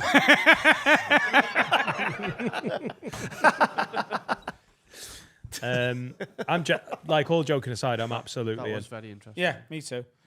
That's one of the things I realised in Amsterdam is that I think it's time to stop messing about a bit and get ripped. Yeah. Yeah. I'd just rather have 3 tablets a day that help. But I will do the exercise. But I say to older people, like, you know, my older relatives, my aunties, my mum's friends, the number one thing you can do if you're really struggling with your weight straight away is every time there's an ad break or a sponsorship break or a YouTube roll, stand up, sat down. That's one change you can make today. And the difference between standing and sitting when you burn calories is unreal. People don't realise we spend our lives sitting like that. We're not supposed to. Yeah. So next time when you're waiting to skip an ad break or you're watching something on ITV Hub or whatever, And doing the rest of the podcast like this. exactly. It makes a massive You're the difference. first guest to walk up the stairs to the studio on purpose. Oh, yeah, you did, I yeah. will always take an opportunity to do a bit of exercise. Oh my God. You look 25. I live on the 12th floor. Do you reckon I should be taking the stairs? Yeah, I do. Have you taken them yet? That's a really good. It's a really good. No, Adam. Seriously, I don't go to the gym. I don't believe in gym membership. I can't exercise if anyone's watching me. I haven't been to a gym. I think I've been like once or twice for things I'm filming. Yeah. I do everything I've got. I can do in a fucking travel lodge dressing room, star jumps, push-ups, whatever. It's bullshit proof. The more steps there are between you and the gym, like, it's raining, the fucking kids are crying. Whereas if you're going to jump out, like do 10 minutes of jumping jacks while you're watching Netflix, any fucker can get with that. Do you run? Not really, no. I've got a treadmill. Do you lift weights? I do if I'm at home. Yeah. When I'm on the road, I've got, you know, like the resistance bands. Like there's that little old man exercise kit. I'm never going to put like muscle on and pepper army with hair on. Just a bit. But I am toned for my age. My body is not like a 47-year-old man's under here. My target body is like Beckham body, age 35, just toned. I don't want to be hench. Newsflash. My target body is you in 10 years. I'll take that. Newsflash, right? This is what a lot of men don't realise watching this. They're at home, they might be considering taking steroids. Do not take fucking steroids, right? The number of women that actually want a guy who's 16 stone and 3% body fat is tiny. It's gay men and virtually no women. Who the fuck are you doing? Most women don't want a guy who looks like he's going to shit himself if he turns around and answers you. What was that, Carol? I followed through. Oh, and if you speak, that's what a woman wants, is like back acne, shrunken cock and a violent temper. Is it, Gary? I don't think it is. Just a bit of self-respect and confidence is attractive to a woman. Even if you're not in shape, just the fact you're making that effort with yourself is You what's... got a podcast? You are? Do you have a podcast? I got Evil Genius for the BBC and my Man Baggage one where I talk about men. Why don't you just sit and talk like this? I would listen to it. No, but men have got themselves a bit lost, I think, in masculinity, and everyone's telling us we're shit and we're doing everything wrong. We're either sex offenders or lazy or aggressive or not aggressive enough, or we should be hairy or we're not hairy enough. Till in the end, you're fucking half shaved watching the Twilight box set going. Oh, shit. In your head, that was that, like, your right half, wasn't it? Not like your top or your bottom, just... Phantom of the Opera. I do want to get a bit healthier now. What pissed me off in Amsterdam, so I was trying to buy some clothes while we were over there, but Dutch people are naturally quite tall and slim, so all of their clothes looked absolutely ridiculous on me, apart from this one size fits all Ajax top that I got at the airport. Why go to the kids shops or something? It was even that they've got tall kids. And they're annoyingly good looking as well, Swedes and Dutch. You know, when you go, like, some couples think they're really good looking and they go to Sweden, like in England, they're fit. Then they get off the plane in Stockholm and they're like, "Come walk by me, my love." Like, we're mingers when we're abroad, even the good looking English. Yeah, but I'm still charismatic, so the Swedes still like me. Exactly. I think cycling everywhere really does the Dutch quite a lot of good, doesn't it? Yeah. 14 million bikes in Amsterdam, The aggression. and they all want to kill you. That's how they're. Yeah. That's how they're so tall and lean, because they try and less popular follow-up. they try and kill tourists on their fucking Get out of the way. It's fucking everywhere, though, and you forget particularly if you've been enjoying a few sherries in Amsterdam. The amount that's of what times we you went just for. Step out into the road with red eye like that. How none of us got mowed down is actually impressive. Yeah. Right, sign me up, Russell. When it's I'll launched. mention it to Lindsay. Yeah, it's. Oh, I'm To absolutely. be fair to her, she's done it all. It was her. She just observed me. People would ask me what I'm taking. Then they would glaze over with boredom, and she saw that boredom as an opportunity. I mean, that's fucking. Yeah, but you sell it nicely. That you sell it Yeah. well. Nice. I want to buy. Questions? Should we do some questions? Yeah. Sean Carson says, wag wag lids. I seen a video online of a comedian doing stand-up and he got heckled right before a punchline. The worst part of it was the person heckling was bar staff in the venue. I was angry for the guy and couldn't fathom a member of staff doing that. So 2 questions. Really, what's your thoughts on this? And also, does this happen often? Or was I right to be as shocked as I was? Love the pod. Keep the good work up. Sean Carson. You do not do that. I've never had venue staff heckle me. I mean, that is... Your job's done. You're finished. There's you feel like you're being like arrogant by going, as a comedian, we have different expectations, but a good comedy club, you can have worked many a bar, but you need extra training for a comedy club because there's so many different things you can't do. You've like a bad comedy club where they're like, yeah, we just started moving glasses halfway through the show, and you can hear that. I've had We had it in literally Glasgow, taping bottles, juicy. bottle bar, like Don't you know when put they that use yeah, the bottle bank empty Yeah, and the- shit. no. That's what just weight. like. But the thing is, you shouldn't even have to be trained for that. No. I mean, you have to be fucking daft to be sat there going, oh yeah, everyone's talking and listening, but I need to empty this bottle bin. When we were recording Juicy in Glasgow, like they put the glass wash on. I was like, we're filming this. Yeah, it's You like fucking- it's what we always do. But I have had, when there's someone talking in the audience drunk too much and ruin the gig, and you look out and it's the friend you brought with you. Have you ever had that happen? that's When it's the friends or absolutely family brutal. and they're the dicks I've had of the gig. ex-girlfriends talk a bit too much during shows. Yeah, they don't like being told off either. Yeah, someone, a mate of mine from when we were growing up. Moisturise my dick and shut up. Now I miss your 12-year-old dick. Yeah, who I grew up with, and I knew her, and I walked on. And she literally went, Dan! And you're like, oh, in the front row. Really, I got on well with her. Not seen her for 15 years. Very confident. And she was like, Dan! And you're like, all right, cool. I was like, oh, right. Like, I know you from egg. 20 years ago. That's fine. So everyone was like, oh, that's kind of weird. It doesn't happen loads. And then she just chipped in the and whole it's hard night. 'cause And you- I was like, I've not even invited her. I just know her from ages ago. Just, you guys, so rough. I don't like anyone I know anywhere I can see them in the gig, and it blows my mind that one of my friends or family, one of my cousins, will buy tickets, come in to see you, and then sit in the front row. How do they think that's going to go? Because they want to support you. It's so off-putting. Yeah, it is. But they don't understand that, do they? They want the best seats to see their cousin or whatever. Yeah. Like, yeah, I always try and like that screening we're doing. I've reserved the back row for me. Yeah. Mates and that who Also, wanna come. other comedians be out of sight. Absolutely. I had a professional comedian at a fucking, literally a small preview, just sat at the end of the front row. Also, don't do the What comedian. you Do you know what? doing? I think that's about other audience members looking at them, because weirdly, when the comedians are at the side of the stage, I'll chuck a couple of smiles and a couple of it doesn't bother me. So it can't be the fact of another comic watching you. It must be another comic watching you, and an audience can see that comic watching you. But you can't see if they're at the side. Yeah. That's a very you to be aware to see if they're reacting or Yeah, laughing. you gotta turn, you You gotta- have to look. Yeah. Another comic, and I'm talking like at Beat the Frog. New comics will be like, right, cool. Well, I'm going on, so I'll need to be at the front. Like, no, you need to be at the back. Like the front, it should just be audience members. Part of the show. I got the last 2 seats for Jim Jeffries in Edinburgh, right? And I would rather die than sit at the front mostly, because I have no powers when I don't have a microphone. So I'm a good one to pick on, by the way, if ever you see me at one of your gigs. I don't fight back. And I sat there with the girl I was with at the time. It was this long-term serious relationship. It wasn't just a girl I was seeing. And she'd drunk too much. And she said something, and Jim Jeffries, who hadn't recognised me, or didn't seem to, said to her, "What's that?" And she just went, "I'm just waiting for you to tell a joke." And then he said, "Why don't you wait for me to spunk the fake tan off your face, you cunt?" That was his first. And I went to like the size of a thimble, then achieved gaseous form and just disappeared through the air vent. Are you going to do anything about this, Russell Kane? That's it. Where do you go with that? That's the bottom line, isn't it? Close the envelope and leave. It's like, someone that starts with that punch.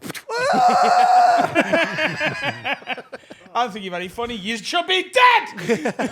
I've worked in comedy clubs on the bar for a long time, and I've never known that to happen. And your job's finished. You're out by. Never in a comedy club, but I've done some gigs in places that aren't as nice as comedy clubs. Comedy clubs are just should be a higher standard of venue to. But we do gigs in pubs, in function rooms. Yeah, I suppose. I always think it's a bad sign when the person who sort of runs the venue or is like in charge of the night wants to introduce the compere on. Yeah. Like, okay, I'll go on and just welcome everyone. I know that. And then I'll bring you on, which makes it feel weirdly redundant as the compere, sort of takes away your authority. I find those people really like to be then, like we were saying, sort of visible in the room. Like, yeah, you'll know me because I'm obviously important. I'm John, the landlord. So you're I'll get welcome for me putting the gig on for you, by the way. Yeah, it's never. And here's the content paying. Dan Have Nightingale. you ever done the Walnut Tree in Maidstone? Notoriously the worst one of all of them. Did it, it used to be a mirth control So gig. you turn up, you're the only one on, right? And it's like a little box. And from behind the bar, I was brought on like this. He had a separate shit mic that plugged in for quiz night. And he went, next comedian's called Russell, give him a chance. You book for 45 minutes. On your own. You stand on that pallet, and it's a pub. So it's all right for this lot. But you know when pubs go round, the bar goes round the corner. So that lot round there, they're just having their normal pub night. And you're playing to this lot. But now and again, like Terry or Dave will go, cunt, round the corner. just for a laugh. Where's Terry or Dave? Do you know when I did it? I did it. They tried to make it look like a New York comedy club on the wall. They'd actually gone, oh, we're going to make this look nice. Where was it? But You can't they're say. just at the side. No, I think it's that. The Walnut Tree. No, there's a mirth control gig. It might have changed its name. It's a pub. Oh my God. It was a pub, Yeah. but they'd gone, oh, we have comedy here. I think they've been doing it a while. Yeah. And it was like they tried to make it look like a bit of a comedy club, but we're only willing to give up like 2 square meters of the pub. So it looked like a comedy club, but you're on a pallet. Yeah. Oh, absolutely brutal. No compare. No. You just look like a dickhead who's wandering up. It's the same one. They must have changed the pub's name. It's that exact gig. Is that gig? And there was another in Rochester. Yeah. Oh my God. Yeah, yeah. There is the Kent corridor is a tough place to gig. Trust me. Do you know, I know this sounds mad, but you know, Basingstoke. The final boss is Chatham. do you know difficult gigs like that? I think in the build-up to my next tour, I'd like to do a few of them. Why don't you call it Total Kent and do a small run? What's the one in Dublin, the International, that doesn't have a mic? Yeah. They've just never had I've microphones. done it. So, yeah? It's a legendary gig that I'd love to do. 60 seats, no Last microphone. time I did the Laughter Lounge, I'm in Dublin next weekend for the Laughter Lounge for the club gigs, just to get back in the swing of doing club comedy. And but the last time I was there, I just went into the International. I was like, "Can I do a set? I've been at the Laughter Lounge," and they went, Do they love the Scousers in Ireland? Yeah. Or is that just a myth? No. "Yeah, no, they do. Yeah." There's just a sort of they see Scousers as like an extension of themselves in a weird way. I'm not speaking for everyone, but a lot of them are like, yeah, they know there's Irish blood in Liverpool. A lot of it. You're English, but you're not as cunty as the rest of us. Yeah. The further you get towards Kent. I love those neck of the weird woods. little gigs that just are amazing. There's just something magic about them. They're great. Those weird little anomalies that are just, it works. Obviously, a pallet in fucking Kent's not ideal, No. but another question. Wag Lids, relatively new lister, but really enjoying the pod. Hoping to become a patron soon. This is a would you rather. Would you rather talk really camp or walk really camp? I've got both of those. This includes, this includes let me all think. Hold on, aspects. let me think. That felt personal. There's definitely a reason I picked it. This includes all aspects of each, for example, running, jogging, singing, whispering, or doing star jumps in a travel lodge. I don't know how he got that. That's from Alfie Webb. So with the would you rathers, you have to do one, and it's all powerful. But would you rather talk camp or walk I'd rather camp? walk camp personally. Right. I think people are more likely to get out your way. If you just sort of... You know, if you strut a bit, I think people are like, oh, But if you like, I don't know if you've ever tried to jog camp. It's loads of fun. I mean, it's tiring. You'll That's burn just a calories. showbiz run, isn't it? You know when. I think. What's up, Carl? You look fully confused. How'd you run camp? like this. How do you run camp? Can you not? I think You need the I think there's got to be a bit of this. I don't think you can do that. I think there's just got to be a little pinkies out. Side to side. Yeah, Dan's He's just doing jazz hands. He's on the West End. Adam looks like he needs insulin. Carl's so straight. I can't even imagine like camp running. I'm too straight to even think about it. I'm with you, Adam. I'd choose move camp rather than walk camp. Yeah, that's it. Look at that. You look like you're No, you recovering look from a like you- spinal injury. You're going onto the dance floor. That's just you about One to step at a dance. time, Adam. I'm going to walk again for my wife. It's the MRI. They're playing wagon wheel. That's not camp. What's camp? What's that about that? Just looks like it. There you go. You look like an auntie at a wedding. Rock the boat. Don't Oh, I rock the can boat. see why the baby. lesbians love you.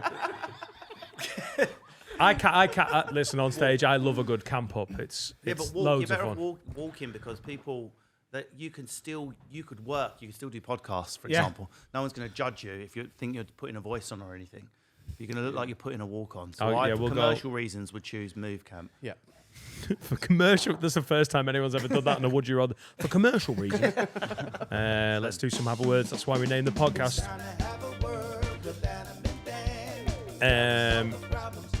Anonymous lady. This is about a bath pisser. Sounds like one of Adam's songs. Anonymous lady. She wouldn't tell me her name. Anonymous lady. She wouldn't tell me her name, but she stayed in my room. When I woke up, she was gone, and then hey, she was an anonymous lady. Oh, it's a hit. These two. Like Lennon and the fucking Cartney. Eyelids.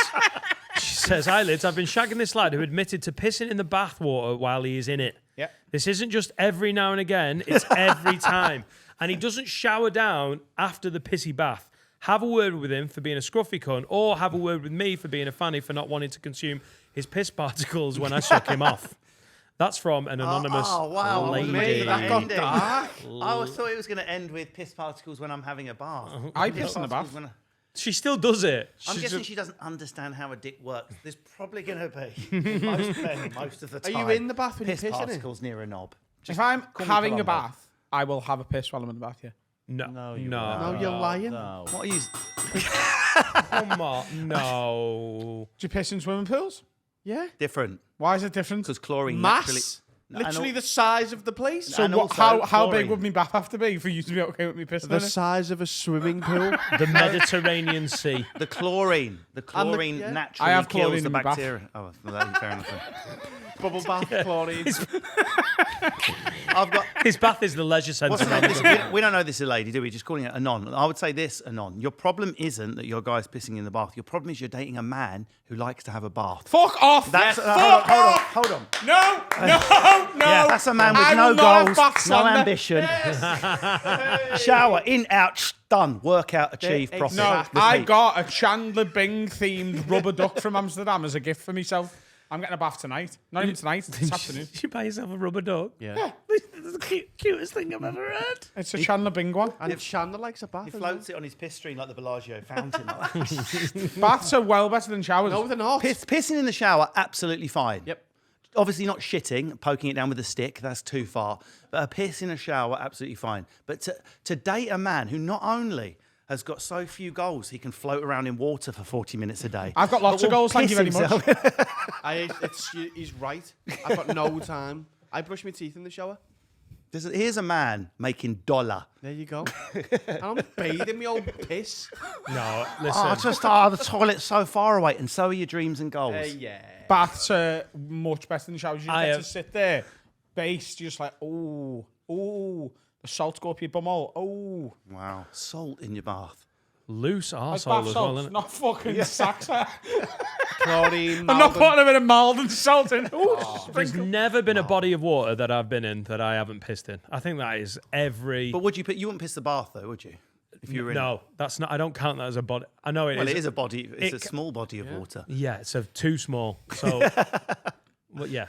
I wouldn't piss in the bath. At the David Lloyd, I'm paying 212 quid a month. Yeah, definitely. Here's a question that I seen. That was a shit you Yeah, finished no, with that then. wasn't. Here's a Don't shit question. in the pool. You'll definitely be found out. Chlorine. Chlorine, work faster. Here's a question that I seen on TikTok, right? Yeah. I'm going to ask it to all of you. So, if you were in a swimming pool, like a leisure centre swimming pool, standard size, and there was a dead body in it, would you get in the water? No. Right, okay. Do you ever get in the sea? Yes. But you know for a fact there's dead bodies in the sea. So that means size it. that means there is a amount of water to dead body ratio that you're comfortable with. And I'm just wondering what your ratio Okay. is. Would I go to the Middle East? Yes. Would I go into a country that's actively got war? No, because the bit of the Middle East I'm in is far from the war. Yeah. Same theory. The further you are from the danger, the easier it becomes, particularly if you're across a border. If I saw a dead body in the sea, even on the horizon, after I finished screaming like a bitch and phoning the police, I wouldn't go, I might as well go for a swim while waiting for the old bitch. Is that a jellyfish? Yeah, I think if you're aware of it, if you Yeah. can see it, you're not getting in. But if you said to me there's a dead body 5 miles in the sea that way, I'd probably get over it. That'd still fuck me up a little bit. Really, yeah. 5 miles, I'd be like, you know about the body. Yeah. I'd need more information. Yeah, how do you know there's a dead body 5 miles away? And why have you just parked the car up? And why are you wanking as you're telling me there's a dead body 5 miles away from me? No sense of smells. She was asking for it. She was so dirty, yet she was clean at the same time. Hello, is that the police? I like to cut the eyes out of catalogues, put the tongue through the women. Well, that's going in the trailer. One more from Ash. Can you have a serious word with my mate Michael, please? We're at uni together and he's got into a pretty nasty habit of wanking on university premises. He says he's literally got so horny he has to bang one out. But surely that's not right when it's in a fucking disabled access toilet of the uni library. I've wanked in that's disabled toilets. Any masturbation in any toilet is fine. In fact, I think the disabled toilet is more polite because if you're in a normal gents, there's noise bleed. They're going to hear you grunting as you go at yourself like a sewing machine in a power surge. So I think disabled toilet, privacy, a bar for the gripping. You could even do a through the leg under milk. The undermilk. My God. Fucking hell, mate. Imagine opening that door and he's doing an under the leg, hold on to the wall. Sorry, occupied. I just want to put up here, I can get a nice purchase. No, but a disabled, seriously, if you really are that horny and you've got to relieve yourself, surely a disabled toilet is more polite than a normal gent's. Yeah. So I'm not even suggesting you're urinal, And it's obviously. definitely more polite than the women's. Yes, definitely. Yeah. 100%. Through the fan light, jumping up. Yeah, unis frown on that. When I was a younger man, I did have to just pop into a toilet once or twice and just get the demon out of me. Yeah. But would you have done a normal gents where other No. people could have... Exactly. I think when you say university premises, that's pretty broad. I mean, is it the library? Is it the lecture hall? There's some He sexy says the places uni in library. What? There's some sexy places in uni. Yeah, he wasn't doing anyone any harm until Michael wasn't doing anyone any harm until he told his mate Ash. He could have just ridden this one out. Yeah. This is why it's not a massive have a word moment, because unless he told Ash, who's written in, no one would have ever known what damage are you actually doing. But what damage is he even doing now? Why can't Ash just fucking live with the knowledge? What if you wanks during an exam? That's different. Is that allowed?